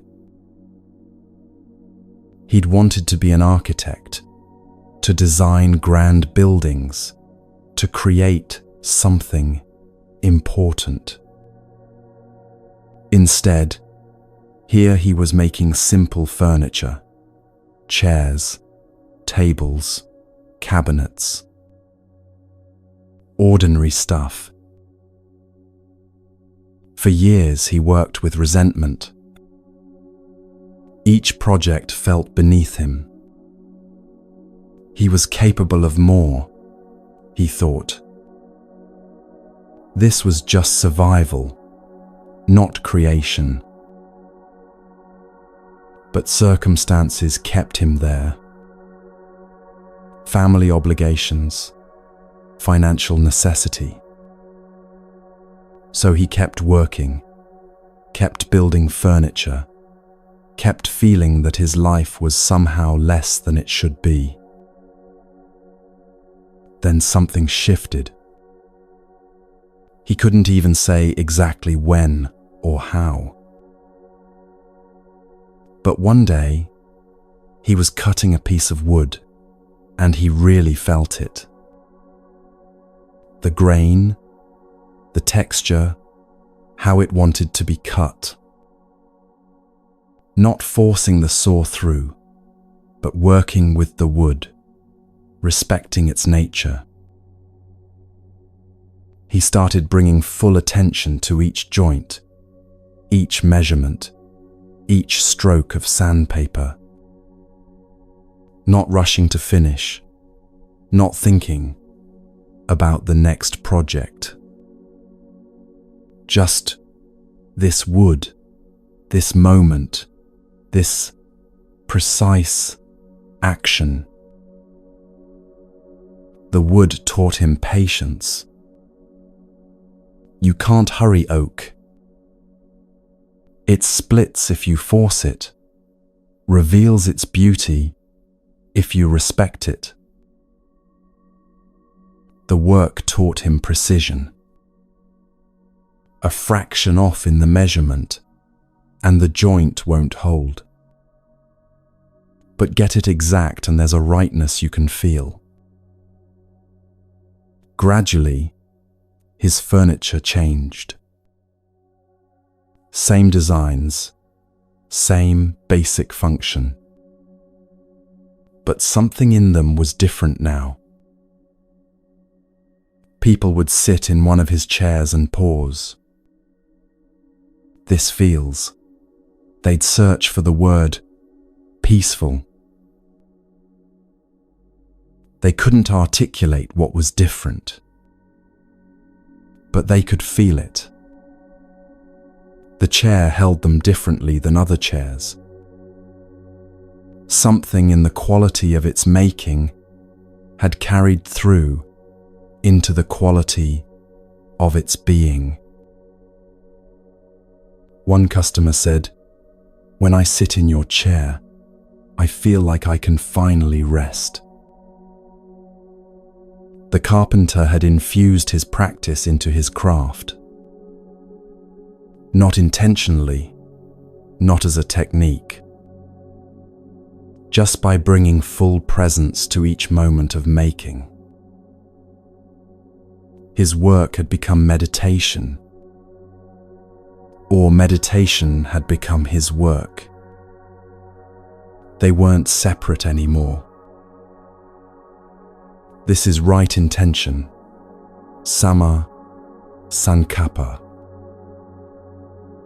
The Buddha described 3 aspects of it. Renunciation, letting go of grasping as your motivation. Not creating from, "I need this to be complete," but from, "This wants to be done and I'm available." Goodwill, acting from genuine care, not from manipulation or control. Wanting to benefit, not wanting to use. Harmlessness, not seeking to harm, even subtly. Not acting from aggression, even when it's dressed up as righteousness. When intention is purified, when it's coming from renunciation, goodwill, harmlessness, then right action naturally follows. Right action, sammakamanta, isn't a different thing. It's what flows when intention is clear. Work becomes a vehicle for presence. Parenting becomes a vehicle for love. Art becomes a vehicle for truth. Even conversation becomes a vehicle for genuine meeting. Not what you do, but the mind you bring to it. You can be a CEO or a janitor. The form doesn't matter.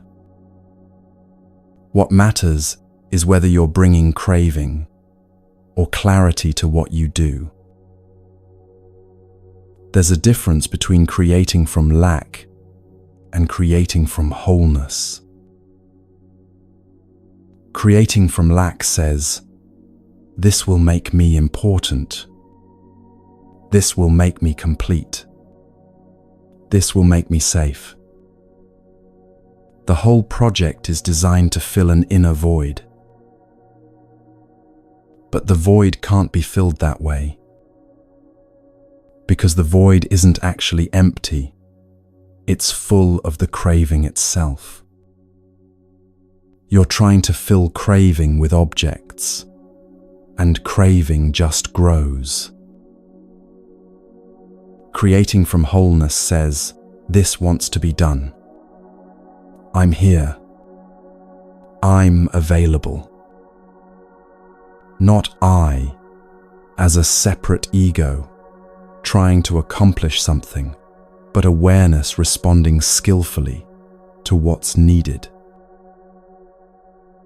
No cosmic consciousness using you as a puppet. That's a misunderstanding. Just clarity revealing the skillful response in this moment. When you're not lost in craving, when you're not driven by the need to complete yourself, you can see more clearly what's actually needed. And you can respond to that without the distortion of self-agenda. The Buddha said, "The thought manifests as the word manifests as the deed develops into habit, and habit hardens into character." It starts with intention, the quality of thought, the mind state you're operating from. That shapes your words. Words coming from craving sound different than words coming from care, even if they say the same thing. You can hear the difference, feel the difference. Your words shape your actions. Actions repeated become habits. Habits solidify into what you call your character, your personality, who you think you are. So it all traces back to intention. The quality of mind in this moment, which means freedom is available in this moment. Not after you've changed your whole life, not after you've achieved some perfect state. Right now, with the next thought, the next word, the next action. Notice your intention before you speak. Are you speaking from care or from ego? From genuine desire to communicate or from desire to impress? From honesty or from manipulation? Just notice. You don't have to be perfect. You don't have to only speak. When intention is pure, you'd never speak. But the noticing itself changes things. Because when you see the intention clearly, you have a choice. You can act from it, or you can let it pass and wait for clearer intention to arise. Notice your intention before you act. Why are you doing this? What's the mind state underneath? Are you trying to prove something, get something, avoid something? Or is this action coming from a place of genuine response to what's needed? That noticing, that simple awareness of intention, it changes everything. Not all at once, not dramatically, but gradually, like water shaping stone, the quality of your life shifts. Because you're no longer unconsciously driven by craving and aversion. You're beginning to see the patterns, the conditioning, the automatic reactions.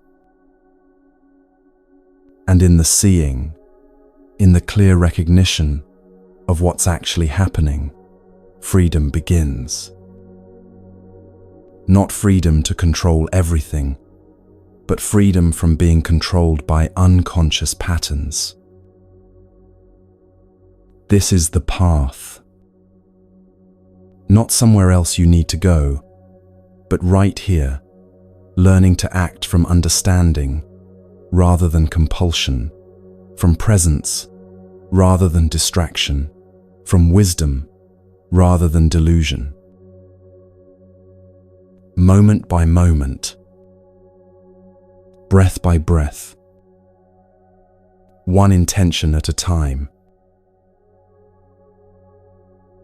The empire builder on his deathbed asked, what was it all for? If he'd understood this earlier, he might have conquered nations anyway. Or he might have tended a garden. The external form doesn't matter as much as we think. But the internal quality, that matters infinitely. Because peace isn't found in what you achieve. It's found in how you meet this moment. In the quality of intention you bring to this breath, this action, this choice, right now. And that's available to you, whether you're building empires or washing dishes, whether you're creating art or balancing accounts, whether your life looks important or ordinary from the outside. The question isn't what you do. The question is, can you do it from wholeness? Can you bring presence to it? Can you act from understanding rather than from the desperate need to complete yourself? If you can, even for one moment, even imperfectly, you've touched the path. And that one moment makes the next moment possible. And gradually, step by patient step, the path reveals itself as you walk it. Not because you're becoming someone different, but because you're finally showing up as you actually are, aware, present, responsive to this moment, without the weight of craving, distorting everything you do. This is what was always possible. This is what's possible right now.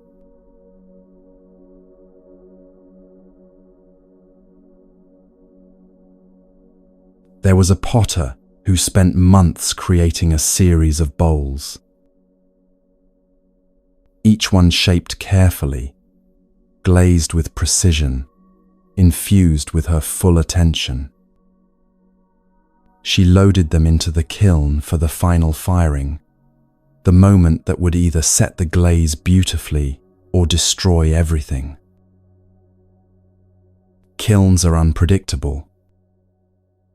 Temperature spikes, oxygen levels, 100 variables she couldn't control.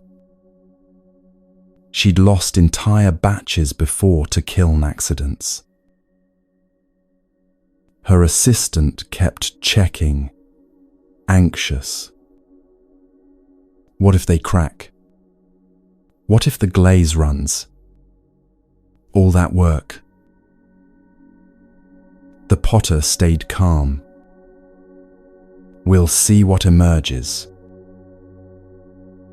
When the kiln cooled and they opened it, 3 bowls were perfect. 2 had cracked beyond repair. 1 had developed an unexpected pattern in the glaze, a flaw that somehow made it more beautiful than anything she'd planned.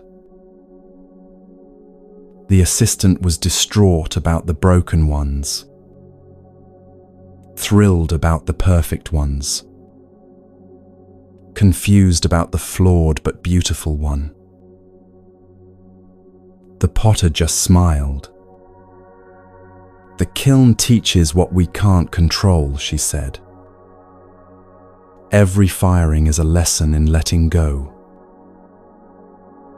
She didn't celebrate the perfect bowls as proof of her skill. Didn't despair over the broken ones as personal failure. Didn't cling to the outcome either way.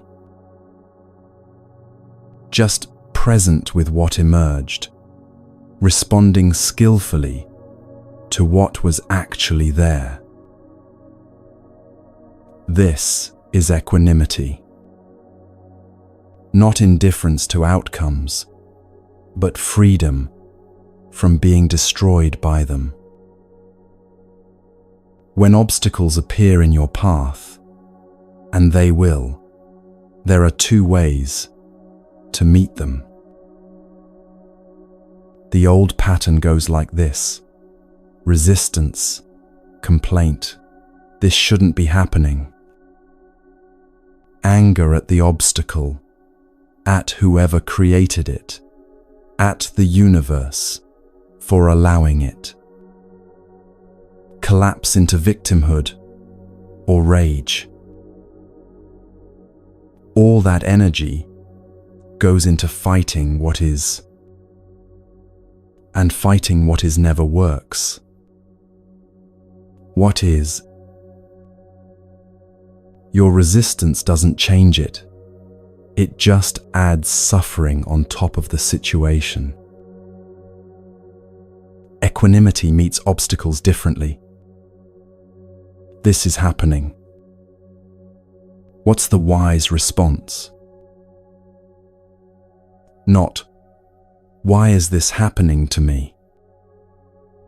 Not, this is unfair. Not, someone's going to pay for this. Just clear seeing. These conditions have arisen. What does wisdom suggest I do now? This isn't passivity.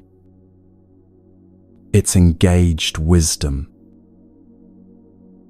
Sometimes the wise response is to work around the obstacle. Sometimes it's to wait. Sometimes it's to change direction entirely. Sometimes it's to push through with sustained effort. But you can only see the wise response when you're not collapsed into reactivity. The Buddha described 4 aspects of right effort: sama, vayama, and they apply beautifully to meeting obstacles. First, prevent unwholesome states from arising. When the obstacle appears, don't let your mind immediately spiral into catastrophe. Don't tell yourself disaster stories about what this means.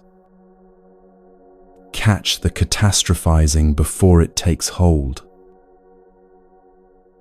Second, abandon unwholesome states that have arisen.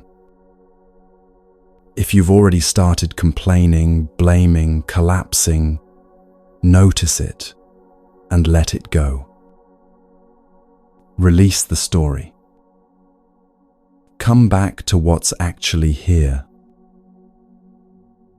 Third, arouse wholesome states.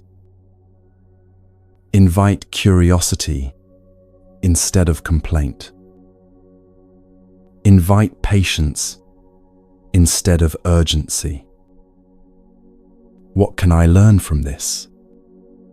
What's actually needed here? Fourth, maintain wholesome states. When you find presence, when you find patience, protect it. Keep coming back to it as conditions try to pull you back into reactivity. Let's make this concrete. Say you're working on a project, something important to you, something you've invested time and energy into, and it gets blocked. Funding falls through, or a key person quits, or circumstances shift, and suddenly the whole thing is in jeopardy. First reaction might be anger. This is wrong. This shouldn't have happened. Who's responsible? How could they do this? Blame starts looking for a target. The system, the person who made the decision, fate itself. And you can feel it in your body. The heat, the tension, the adrenaline of fight mode. But then, pause. Just pause. Take a breath. Feel your feet on the ground. Return to presence. Not by forcing anything, just by stopping the momentum of reactivity for a moment. And from that pause, look clearly. What's actually here? What's really needed? Maybe you see that the obstacle is revealing a flaw in the original plan. Something you couldn't see before because you were too close to it. The blocking is actually useful information. Or maybe the obstacle is opening an unexpected path. A different direction you would never have considered if the original plan had succeeded. A better direction, though you couldn't have known it at the time. Or maybe the obstacle is teaching you patience, resilience, the capacity to work with difficulty instead of demanding everything go your way. You can't see any of this when you're collapsed into, "This shouldn't be happening." You can only see it when you meet what is with some degree of equanimity. This isn't positive thinking. It's not pretending the obstacle is actually a gift, or that everything happens for a reason. It's conditionality thinking. Because of this, that arose. Now what are my options? Realistic, clear-eyed, not adding stories of disaster or salvation. Just seeing these conditions, this situation, these possibilities. The Buddha taught something useful about this. He talked about 2 arrows. The first arrow is pain. Injury happens, loss happens, disappointment happens.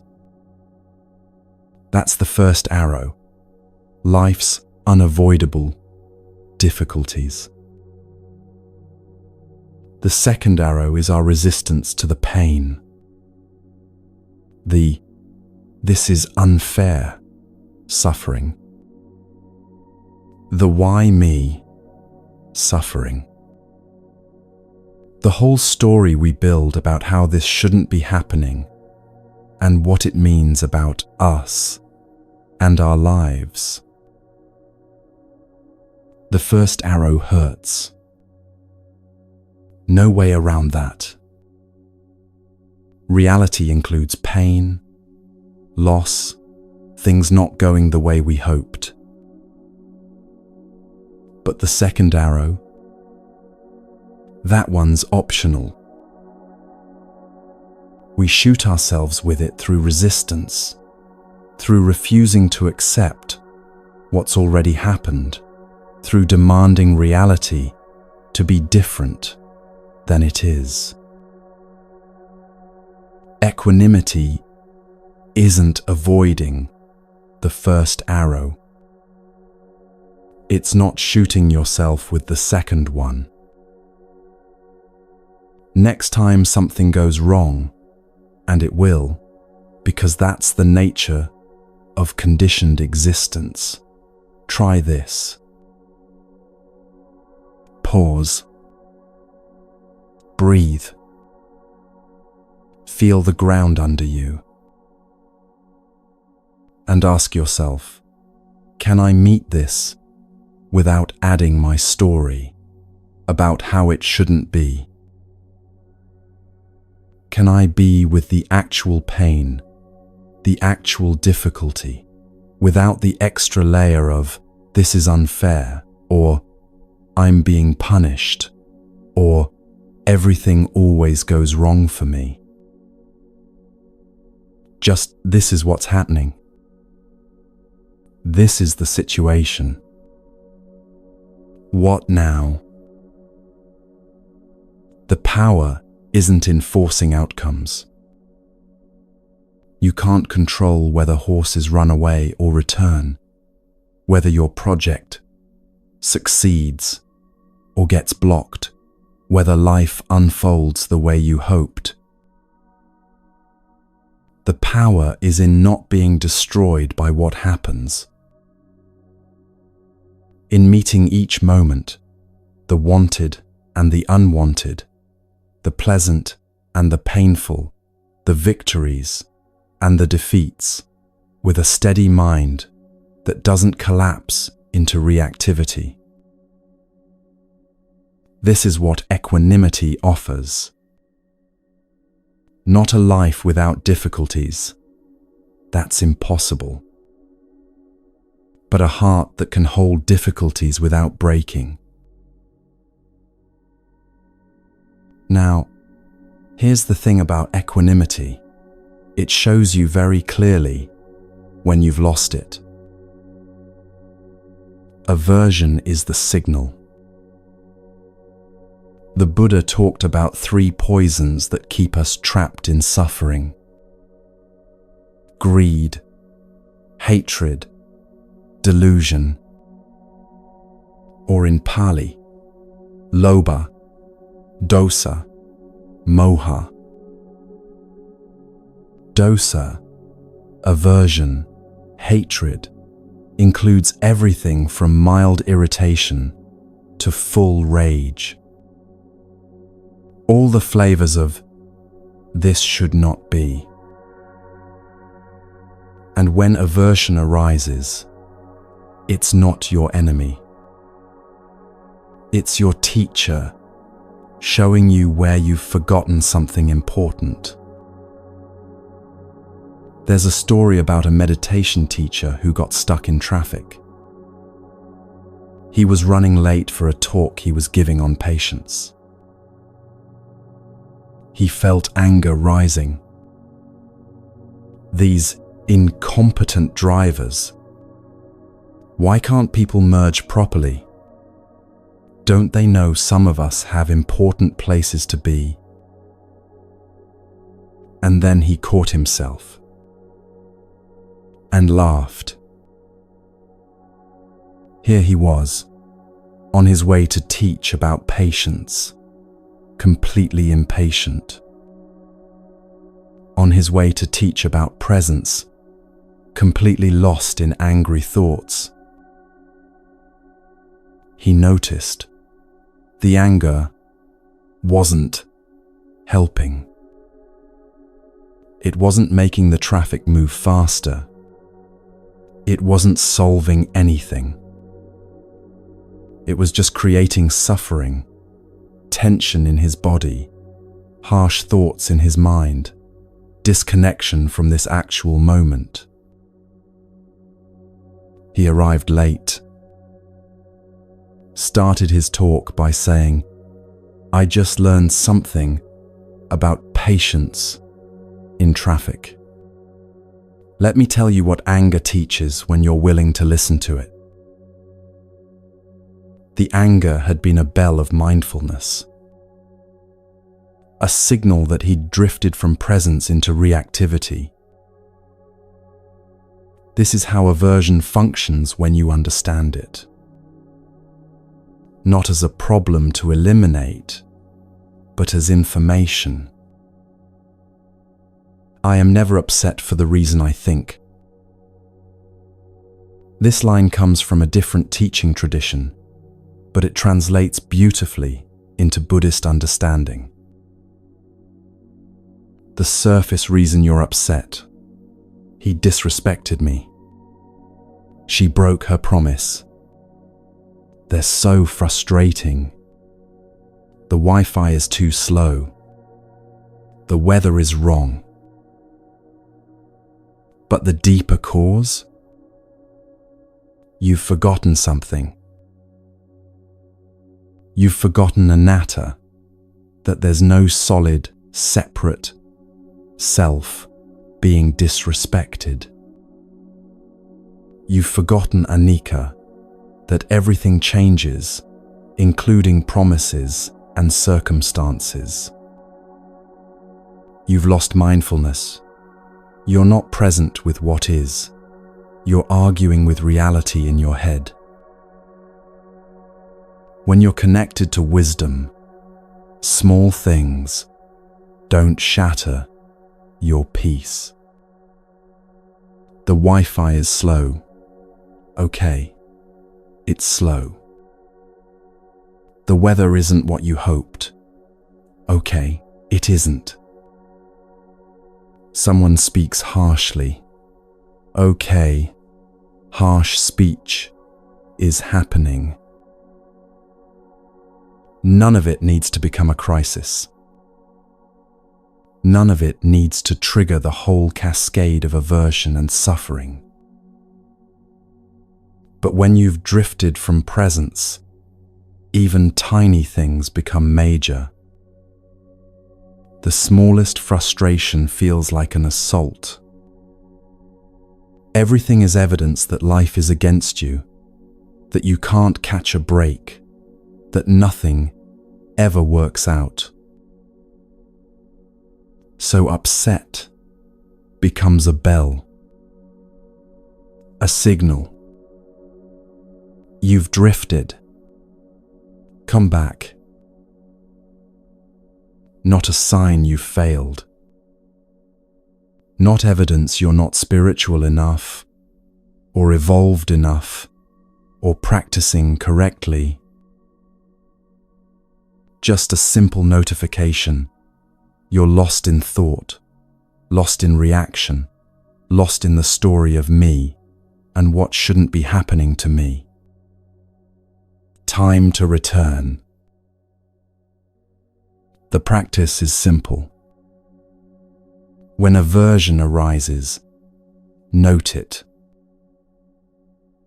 Aversion is here. Not I am angry, as if you and the anger are the same thing. Just anger is present. And then watch it. With some curiosity, some space around it. Watch it arise. There's the trigger, there's the unpleasant sensation, there's the thought, this shouldn't be. There's the heat in the chest, the tightness in the jaw. Watch it peak. The anger builds. Thoughts accelerate. Maybe you speak sharply or slam something down. Watch it fade, because it will. Everything does. Anicca applies to anger too. Give it a few minutes without feeding it with more thoughts, and it naturally subsides. This is radically different from I am angry. When you identify with the anger, you become it. It runs you, speaks through you, makes decisions for you. But when you watch it as a process arising and passing, you're free. Free to feel it without becoming it. Free to let it move through without causing harm. Why are we upset so much of the day? Look closely at your actual experience. Traffic is slow, irritation, Wi-Fi lags, frustration. Someone's tone is sharp, offense. The weather is wrong, disappointment. Your body aches, resentment, countless small aversions throughout the day. Each one a moment where you're arguing with reality. Each one optional suffering. Reality doesn't care if you approve of it. Traffic moves at the speed it moves. Weather does what weather does. Bodies age and ache. People speak however they speak. Your aversion doesn't change any of it. It just adds suffering on top of the situation. And listen, you're not broken if you get upset. You're human, with human conditioning. We've all been trained to resist what's unpleasant, to fight against what we don't like, to believe our comfort is more important than reality's unfolding. The path isn't perfection. The path is the return. You get upset. You notice. You return to presence. You get upset again. You notice again. You return again. 10,000 times. 100,000 times. Each return is the practice. Each noticing is freedom beginning. The Buddha said something memorable about anger. He said, holding on to anger is like grasping a hot coal with the intent of throwing it at someone else. You are the one who gets burned. You think you're punishing them by staying angry. You think your aversion is protecting you, or teaching them a lesson, or maintaining your dignity. But who's suffering? Who's carrying the hot coal? Not them. You. The anger burns in your body, disturbs your sleep, narrows your perception, clouds your wisdom.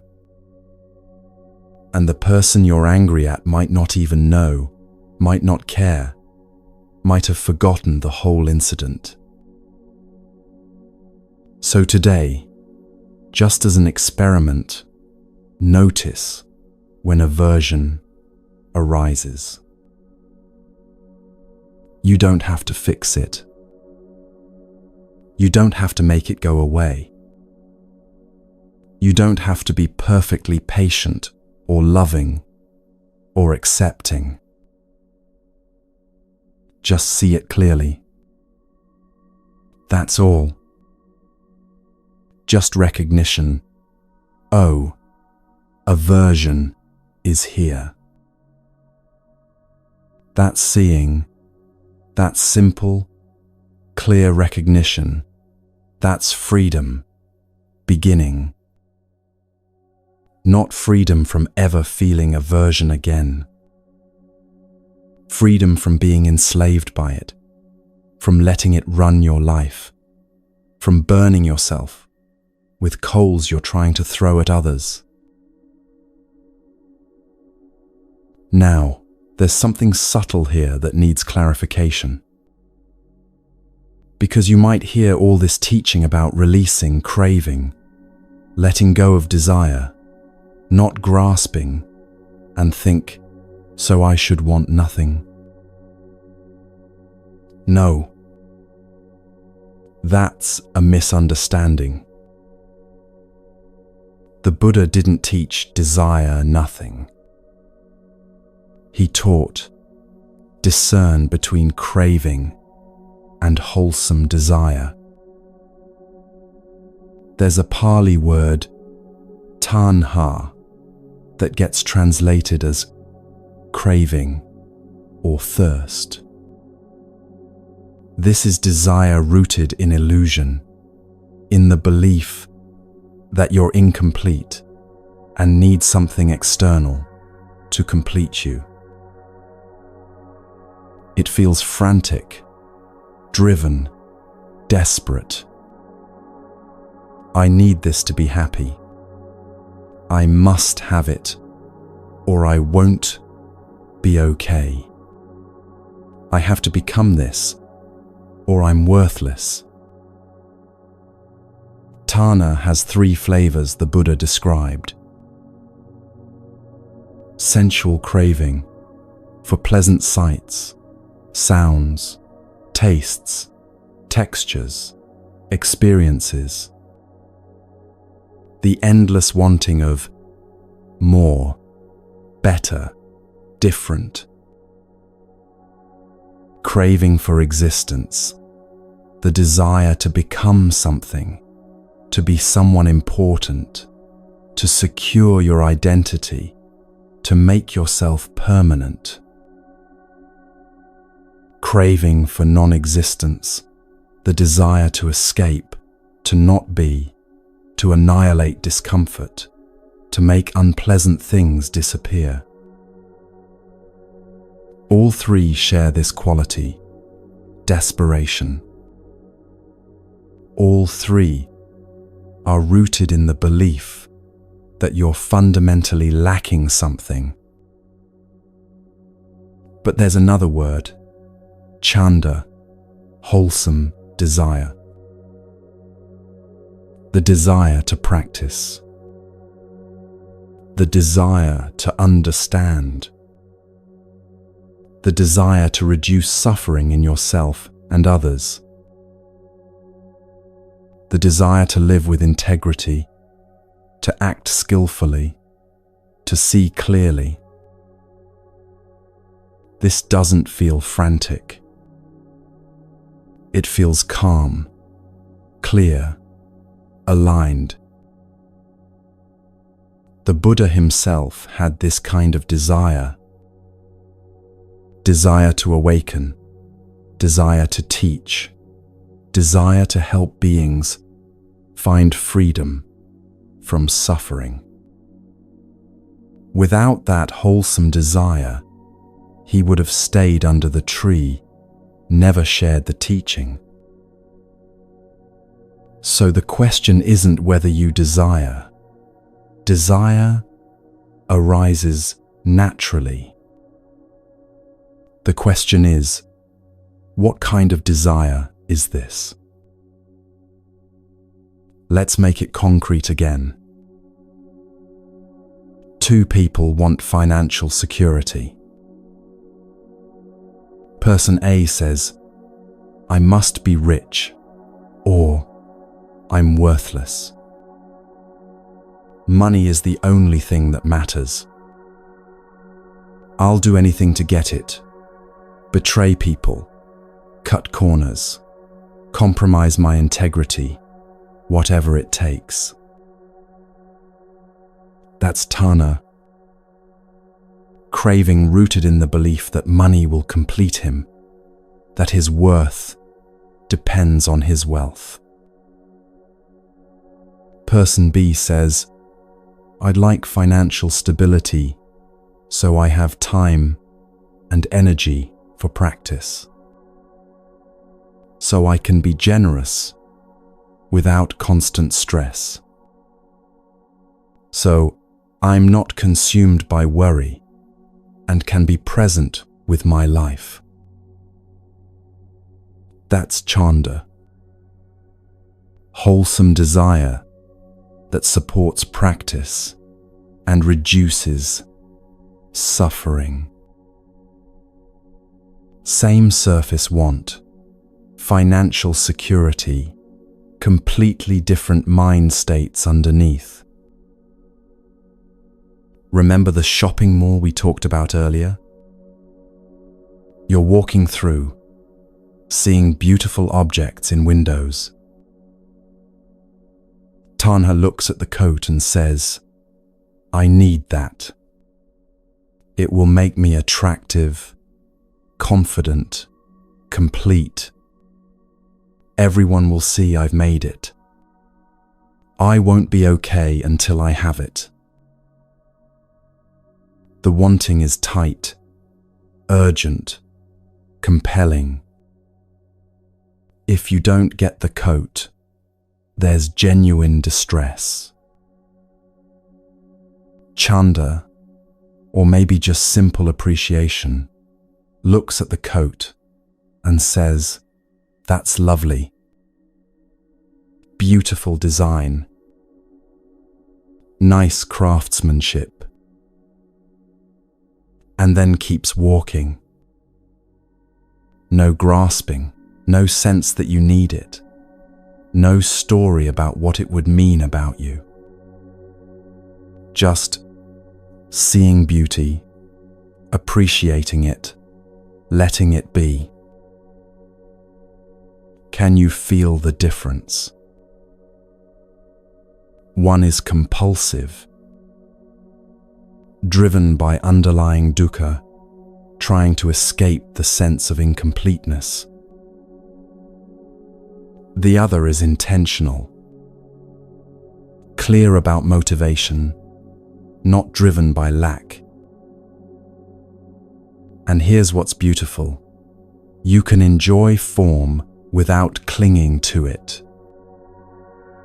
This is the freedom the Buddha pointed to. There was a monk who loved art. He'd visit museums, spend hours looking at paintings, marveling at the beauty humans could create. He owned nothing, had no desire to possess any of it, wasn't attached to whether he'd ever see these paintings again. But he enjoyed them fully. More fully maybe than people who owned art, because he wasn't worried about protecting it, or maintaining it, or whether it would increase in value.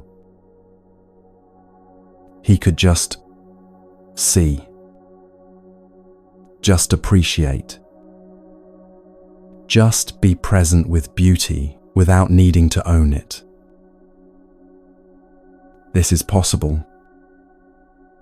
You can engage with life, enjoy pleasures, appreciate beauty, want things, all without the suffering of craving. The difference is in the quality of the wanting. Advertising knows this, by the way. The entire industry is built on triggering tanha. Every ad is essentially saying, "You're not enough without this product. Buy it, and you'll be complete, attractive, successful, happy." When you're rooted in wisdom, ads lose their power. You see them clearly. Oh, they're trying to create craving where none existed. How interesting. You're not fooled into thinking a car will make you free, or a watch will make you significant, or a soft drink will make you joyful. You see through the game. And from that seeing, you're free to choose. Do I actually need this, or am I being manipulated into wanting it? This is the Buddha's middle way applied to desire. Not ascetic self-denial, torturing yourself, rejecting all pleasure, living in grim renunciation. That's just another form of suffering. Not indulgent consumption, endlessly acquiring, always wanting more, believing happiness comes from accumulation. That's the suffering of craving. But a wise relationship with form, gratitude without grasping, enjoyment without clinging, appreciation without the desperate need to possess. You can eat a delicious meal and truly savor it without needing to eat that meal every day for the rest of your life. You can enjoy a beautiful sunset without needing to capture it, post it, prove you saw it. You can love someone deeply without needing to own them, control them, make them permanent. This is what freedom looks like. Not freedom from life, but freedom within life. So here's an invitation for you. Notice the flavor of your wanting. When desire arises, and it will, constantly, just pause for a moment and check. Does this feel desperate, driven, frantic? Or does it feel clear, calm, intentional? Are you wanting from a sense of lack, trying to complete yourself with this thing? Or wanting from wholeness, responding skillfully to actual needs? You don't have to judge yourself either way. Tanha will arise. You're human. You've been conditioned this way. The point isn't to eliminate all craving through force of will. The point is to see it clearly. To know, this is tanha arising. This is how it feels in the body. This is the thought pattern that accompanies it. And in that clear seeing, wisdom arises. Not because you're trying to be wise, but because seeing clearly is what wisdom is. You might still want the thing. You might even get the thing. But you won't be enslaved by the wanting. You won't believe your happiness depends on getting it. You won't be devastated if you don't. The wanting becomes lighter, more transparent, less solid.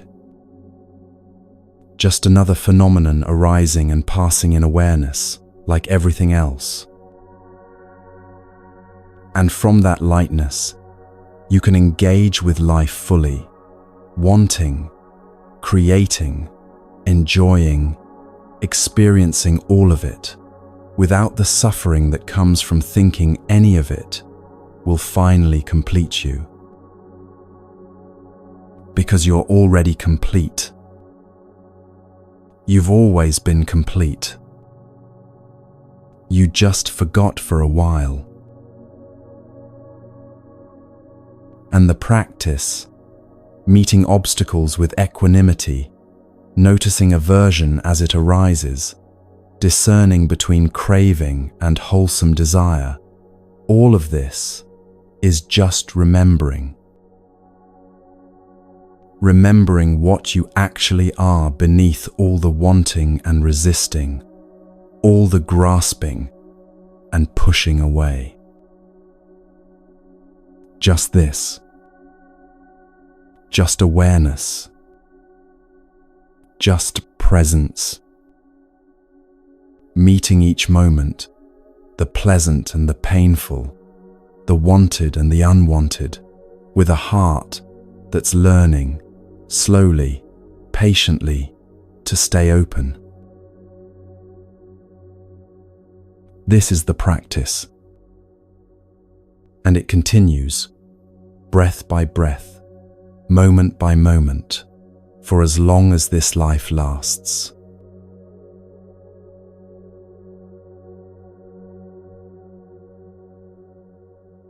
There was a grandmother who spent her days tending a small garden. Nothing grand, nothing that would make the news. just a patch of earth behind her house where she grew vegetables and flowers. Every morning, she'd water the plants, pull weeds carefully, gently, talking to them as if they were old friends.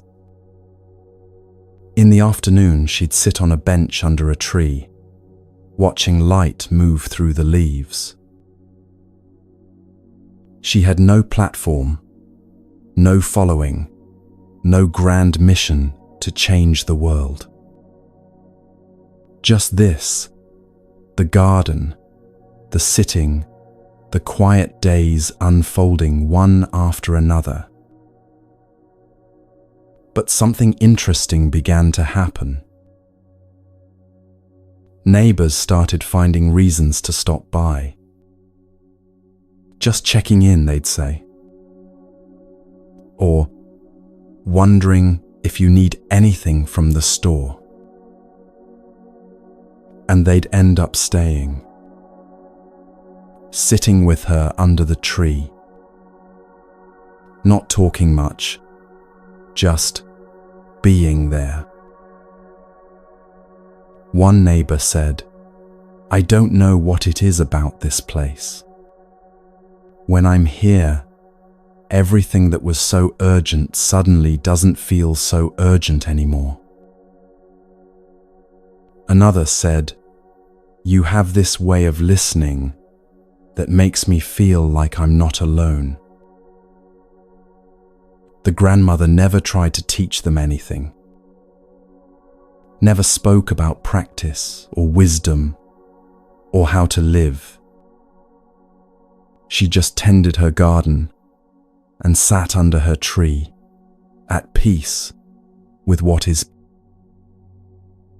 And somehow, that peace was contagious. This is what happens when someone cultivates sila, moral conduct, and lives from it. The environment around them shifts. Not mystically, not magically, but practically, tangibly. When you're not creating chaos through harmful actions, when you're not spreading reactivity and complaint, when you're genuinely at peace, that affects everyone you encounter. The Buddha talked about 4 qualities that radiate naturally from practice. He called them the Brahma Viharas, the divine abodes. Metta, loving kindness. Not a feeling you force, but genuine goodwill that arises when you see clearly. When you understand that everyone is struggling with their own confusion, their own suffering, goodwill becomes natural. Karuna, compassion. Responding to suffering with care instead of aversion. When you're not so caught in your own reactivity, you have space to meet others' pain without being overwhelmed by it. Mudita, sympathetic joy. Delight in others' happiness, others' success. When you're not comparing constantly, not measuring yourself against everyone else, you can genuinely celebrate when good things happen to others. Upekkha, equanimity. That balanced, wise presence that doesn't get shaken by every change. Not indifference, but a steadiness that comes from seeing clearly how things arise and pass. These aren't practices you do separately from life. They're the natural fragrance of a heart that's being purified through practice. Like flowers don't try to smell good, it's just their nature. When these qualities are cultivated, they radiate. And they affect others. Your calm literally reduces others' anxiety. Not through words, not through trying to calm them, but through nervous system to nervous system communication. When you're regulated, peaceful, grounded, others feel it. Their nervous systems respond to yours. They don't know why, but they feel safer around you, steadier. Your kindness inspires others' generosity, not because you're preaching at them, but because kindness is contagious. One genuine act of care ripples out, makes the next act of care more possible. Your equanimity steadies chaotic situations. When everyone else is panicking and you're present, that presence becomes an anchor. People orient toward it without consciously realizing they're doing so. There was a nurse who worked in an emergency room. Chaos was her daily reality. Trauma, grief, life, and death, decisions made in seconds. For years, she burned out repeatedly. The intensity was too much, the suffering too constant. She'd go numb just to survive the shifts. Then she started practicing metta meditation. 20 minutes before each shift, sitting in her car, sending goodwill. To herself first, then to whoever she'd encounter that day.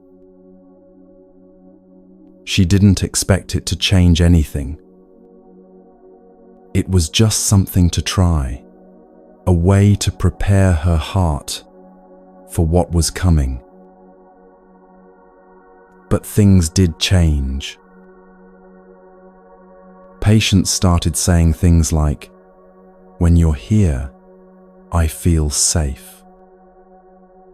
Even in the midst of their pain, their fear, something about her presence settled them. Doctors noticed it too. "The room changes when you enter," one said. "I don't know what it is, but everything feels more manageable." It wasn't magic. It was her nervous system. Through practice, she'd learned to stay regulated, even in chaos. Not numb, not checked out, but present and steady. And that steadiness was palpable. Her patients' nervous systems, her colleagues' nervous systems, they responded to hers. Co-regulation, scientists call it. The way one calm presence can help regulate an entire field of distress. This is the ripple effect of practice. You don't need to do anything grand to contribute. You don't need a platform or a following or a mission statement. Sometimes the deepest contribution is simply being someone who isn't adding to the collective reactivity. Being one person who doesn't spread panic when everyone else is panicking. Being one person who doesn't engage in gossip when everyone else is tearing someone down. Being one person who doesn't hatred when hatred is everywhere. Just by not participating in the unconscious patterns, you're already transforming the field. There are ancient stories, the Jataka tales, about the Buddha's past lives. In some stories, he was a prince, a teacher, a leader, doing grand things. In others, he was a patient elephant who endured mistreatment without retaliating, or a generous bird who shared food when others were starving. The value wasn't in the scale of the action. It was in the quality of heart behind it. The prince and the bird were both practicing the same thing, showing up with wisdom, with care, with presence, regardless of the form their life took. Your life might look important or ordinary from the outside. It doesn't matter. What matters is, are you bringing awareness to it? Are you living from understanding rather than from unconscious reactivity? Are you reducing suffering where you are, in whatever small ways are possible? The Buddha said, just as a candle cannot burn without fire, we cannot live without a spiritual life. Not spiritual in the sense of religious or mystical. Spiritual in the sense of connected to something deeper than the surface scramble for security and significance. Connected to wisdom, to presence, to the understanding that reduces suffering rather than multiplies it. Your peace matters. Not just for you, for everyone you encounter. The checkout clerk who's having a terrible day. Your children who absorb your state more than your words. The stranger on the bus who's drowning in their own thoughts. When you meet them from presence instead of distraction, from kindness instead of irritation, from steadiness instead of reactivity, something shifts in the field between you. You might never know the impact. The grandmother under her tree didn't know she was giving her neighbors something they desperately needed. She was just tending her garden. But that's how it works. Real transformation is usually quiet, invisible, unmeasured. You practice not for recognition, not for spiritual points, not to become someone special. You practice because it reduces suffering. And when suffering decreases in you, it decreases around you. This is your offering, not something you have to figure out or create. Just this, your presence, your peace, your genuine care. Already enough, already complete, already transforming the world in ways you'll never fully see. Now, sometimes people practice for years and still feel lost about what they're supposed to do with their lives. What their work should be, what direction to take. And there's this pressure from society, from your own mind, to have it figured out. To have a plan, a purpose, a clear path forward. But wisdom doesn't work like that. There was a woman who left her corporate job. She'd climbed the ladder, checked all the boxes, achieved what she was supposed to achieve, and felt completely hollow. So she quit. Everyone asked, "What's next? What are you going to do?" She didn't know, and that not knowing terrified her. For 2 years, she just practiced. Sitting meditation every morning. Walking meditation through the park. Just being present with what is, without trying to figure anything out. People thought she was wasting time. "You need a plan," they said. "You can't just sit around waiting for inspiration." But she resisted the pressure because she knew, somewhere deeper than thought, that she couldn't think her way to clarity. She had to see her way there. And then one morning, after 2 years of this quiet practice, she woke up and simply knew. Not a voice from the heavens, not a burning bush or a sign from the universe, just clear knowing arising from within. I'm meant to work with dying patients. That. She'd never considered this before. Had no training in hospice care. But the knowing was unshakable. So she followed it. Got the training, started volunteering, eventually made it her work. And it was right. Not because some cosmic force was directing her, but because wisdom had ripened enough to see clearly what was needed.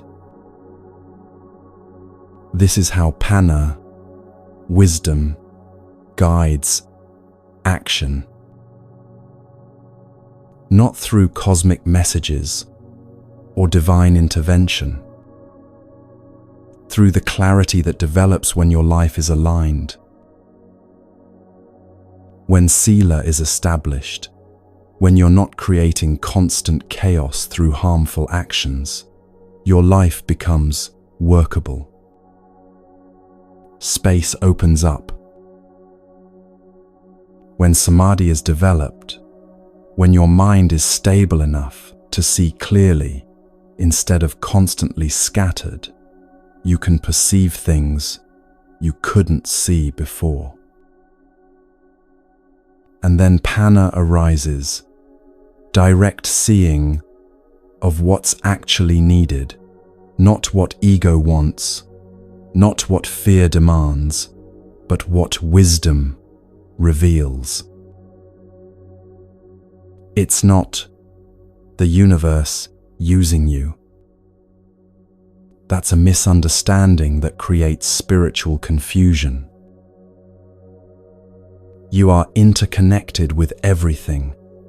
In that sense, you are the universe, not separate from it. But there's no separate cosmic agent puppeteering your actions. What happens is simpler. Conditions ripen, and action emerges naturally. Dependent origination, one thing leading to another, no separate doer required. Sometimes wisdom says, keep doing what you're doing, just with more presence. Not everyone is called to dramatic change. Not everyone needs to quit their job and find their true calling. Maybe you're an accountant and you'll stay an accountant. But now you bring mindfulness to the numbers. Now you treat clients with genuine care instead of just processing transactions. Now you work without the desperate need to prove yourself or accumulate more. That's enough. That's the transformation. The form of your life doesn't have to change for the quality of your life to transform completely. Sometimes wisdom says, time to shift. And when it does, you know. Clearly, without doubt. Not forced, not grasping for something different, because you're running away from what is. Just obvious. Like seeing the next step on a path that's right in front of you. The Buddha talked about right livelihood, sama ajiva, work that doesn't harm, work that serves, contributes, reduces suffering in some way. This can look like anything, can be simple or complex, prestigious or humble.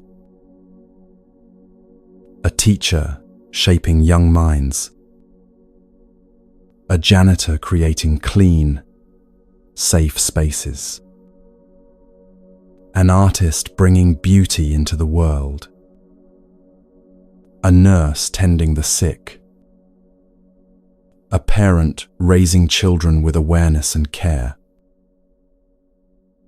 None of these is inherently more valuable than the others. What matters is the intention behind the work, the quality of presence brought to it. The question shifts. Not, what do I want to manifest, which often comes from ego, from the need to create an impressive life that proves your worth. But what does wisdom reveal is needed, which comes from seeing clearly, from being available to respond skillfully to what's actually here. There was a businessman who built a successful financial empire. Money, recognition, power, he had it all. And felt hollow. He tried ignoring the feeling, tried filling it with more success, more acquisitions, more of everything he'd been chasing. Nothing worked. Then his mother was dying. He sat with her in the hospital, week after week, just sitting, being present with her fear, her pain, her gradual letting go. And in that space, something became clear. His gift wasn't building empires. His gift was this, being able to stay present with suffering without needing to fix it or run from it. After his mother died, he started volunteering at hospice. Eventually left the business world entirely. Spent his days sitting with dying patients, offering nothing but his presence. No impressive title, no recognition, no accumulation of wealth or status. And for the first time in his life, he felt fulfilled. Not because he'd achieved something, but because he'd finally stopped trying to achieve his way to completion. He'd found his place, just being available, being present, being with. So if you don't know what to do with your life, practice. Don't think harder about it. Don't force a decision. Don't panic about not having a clear plan. Just practice. Cultivate sila, samadhi, panna. Live harmlessly. Pay attention. See clearly. Clarity comes not from thinking harder, but from seeing clearer. And when the time is right, when conditions have ripened, you'll know. Not as a thought, not as a plan, but as a clear seeing. This is what's needed. This is what I'm here to offer. Now, there's one more trap to watch for. Subtle, easy to miss, but dangerous. Spiritual identity. You practice for years, make progress, see some things clearly, and then the ego sneaks back in, wearing spiritual robes. I am enlightened. I am a serious practitioner. I am more conscious than others. All just more ego. All just more form clinging. All just another identity to defend and maintain. There was a monk who'd practiced for decades, lived simply, followed his precepts, sat in meditation daily. Someone met him at the market and asked, "Are you a Buddhist?" He paused, genuinely considered the question, then said, "I don't know. I just try to live without causing harm. No identity to defend. No spiritual status to maintain. No need to claim membership in any group or achievement of any level. Just this life, lived as skillfully as possible, without the weight of being somebody special. This is what it means to walk as nobody in particular. You still have functions, of course. Teacher, parent, accountant, friend. These are useful labels for navigating the conventional world. But you don't believe that's who you ultimately are. You hold these roles lightly, like costumes worn for a play. You can be a teacher when teaching is happening, but you're not a teacher in your essence. You can be a parent when parenting is needed, but you're not a parent as your fundamental identity. The freedom of this is extraordinary. No superiority. I'm spiritual. They're not. No looking down on people who don't practice, who don't get it. No inferiority. They're so advanced, I'm failing.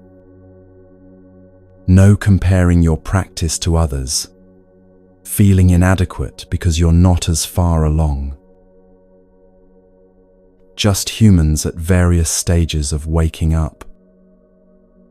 All equally worthy, all equally struggling in their own way. Watch gossip, and you'll see ego inflation in action. Every time you diminish another person, your ego feels a little bigger. Did you hear what she did? Terrible. There's a pleasure in judgment, isn't there? A temporary sense of superiority. You're better than them because you wouldn't do that, wouldn't make that mistake, wouldn't be so unconscious. It's subtle, and it happens in spiritual communities as much as anywhere else. Did you see how attached he is? She's so stuck in ego. He thinks he's enlightened, but he's clearly not. Same game, different vocabulary. Still the ego trying to feel superior by putting others down. When you see this pattern in yourself, and you will, we all do it, don't judge yourself harshly. Just see it. Oh, there's that pattern again. The seeing itself begins to dissolve it. There was a teacher who went to buy groceries.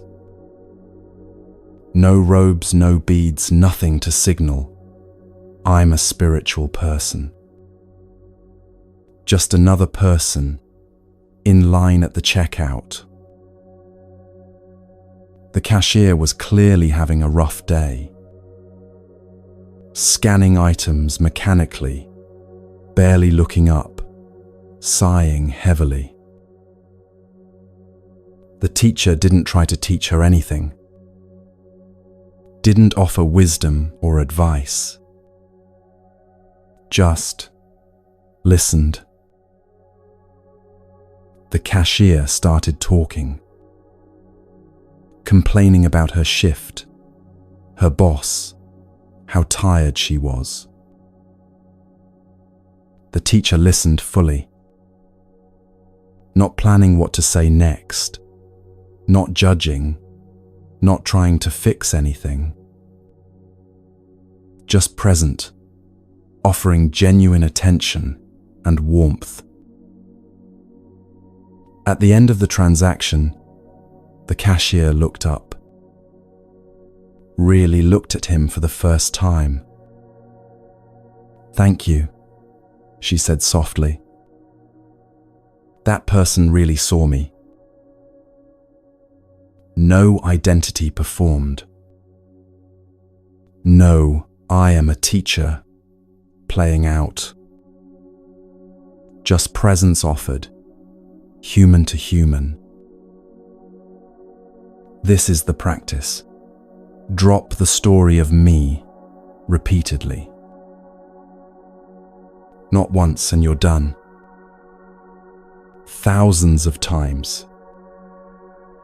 Noticing self-reference, releasing it. I am so wise. Release. I am such a failure. Release. Both are stories about a separate self that doesn't ultimately exist. Both keep you trapped in comparison, in the endless measuring of yourself against some standard. The Buddha called this mana conceit. Comparing yourself to others. I'm better. I'm worse. I'm equal.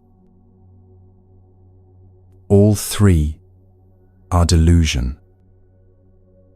All three assume there's a solid, separate self that can be measured and compared. Freedom is beyond comparison. Not because you're trying not to compare, but because you see clearly there's no one there to compare. Just this moment arising. Just this breath happening. Just this action needed. No me doing it impressively or failing at it.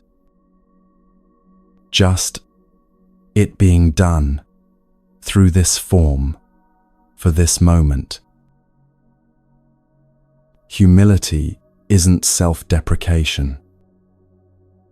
It's not putting yourself down, making yourself small, pretending you're less than you are. Humility is the natural result of seeing through self.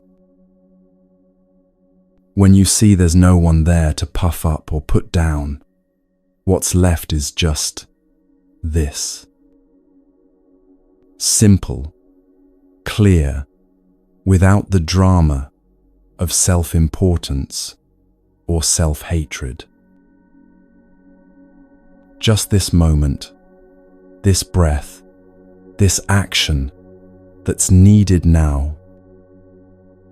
No one claiming credit, no one defending against blame.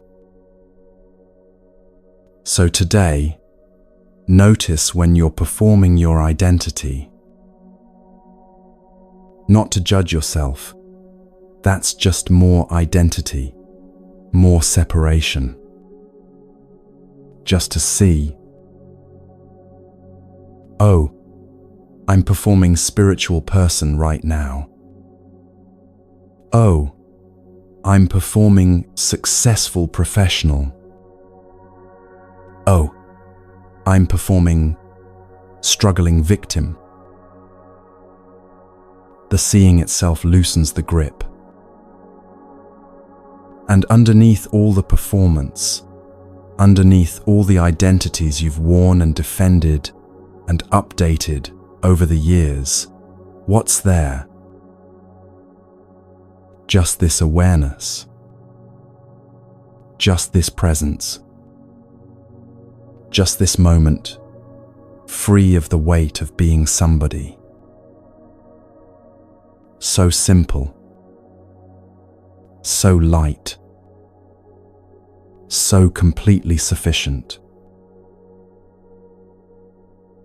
The grandmother tending her garden never thought she was transforming the world. She was just watering plants, pulling weeds, sitting under a tree. The nurse didn't know her presence was healing people as much as her medical skills.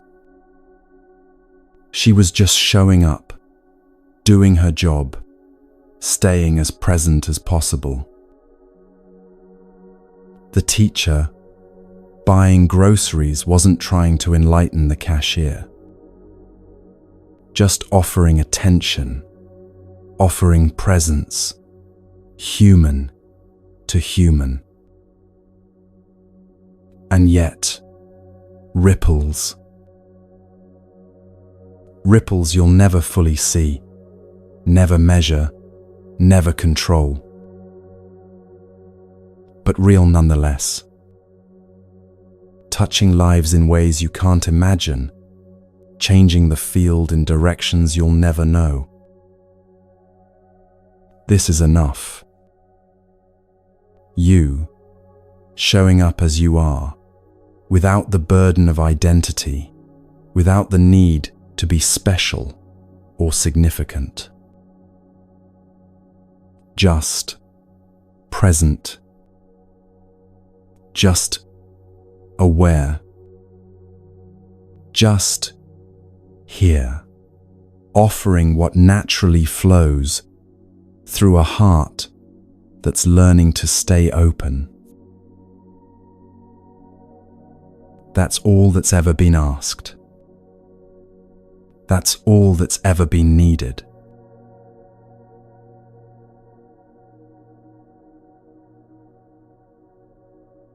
What you do with your life, this is your expression. The form it takes, grand or humble, visible or hidden. But how you do it, this is your path. The quality of heart you bring to each moment. The intention behind each word, each action. This is where liberation lives. Your life, exactly as it is, is enough. The work you do, the people you love, the ordinary moments that fill your days, all of it becomes practice when you bring presence to it. Not everyone is called to build empires or teach thousands. Some tend gardens. Some raise children. Some simply show up with kindness in small, unmeasured ways. All equally valid when done with wisdom. The Buddha's final words were simple.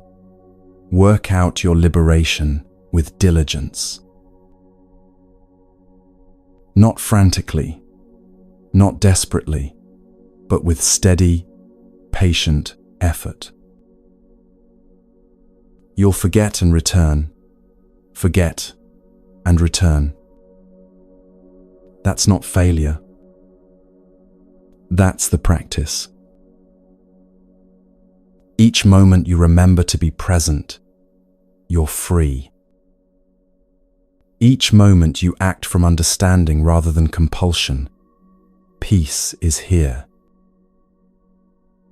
This recording will remain a quiet refuge you can return to whenever needed. May you walk gently through your days. May you meet each moment with clear eyes and open heart.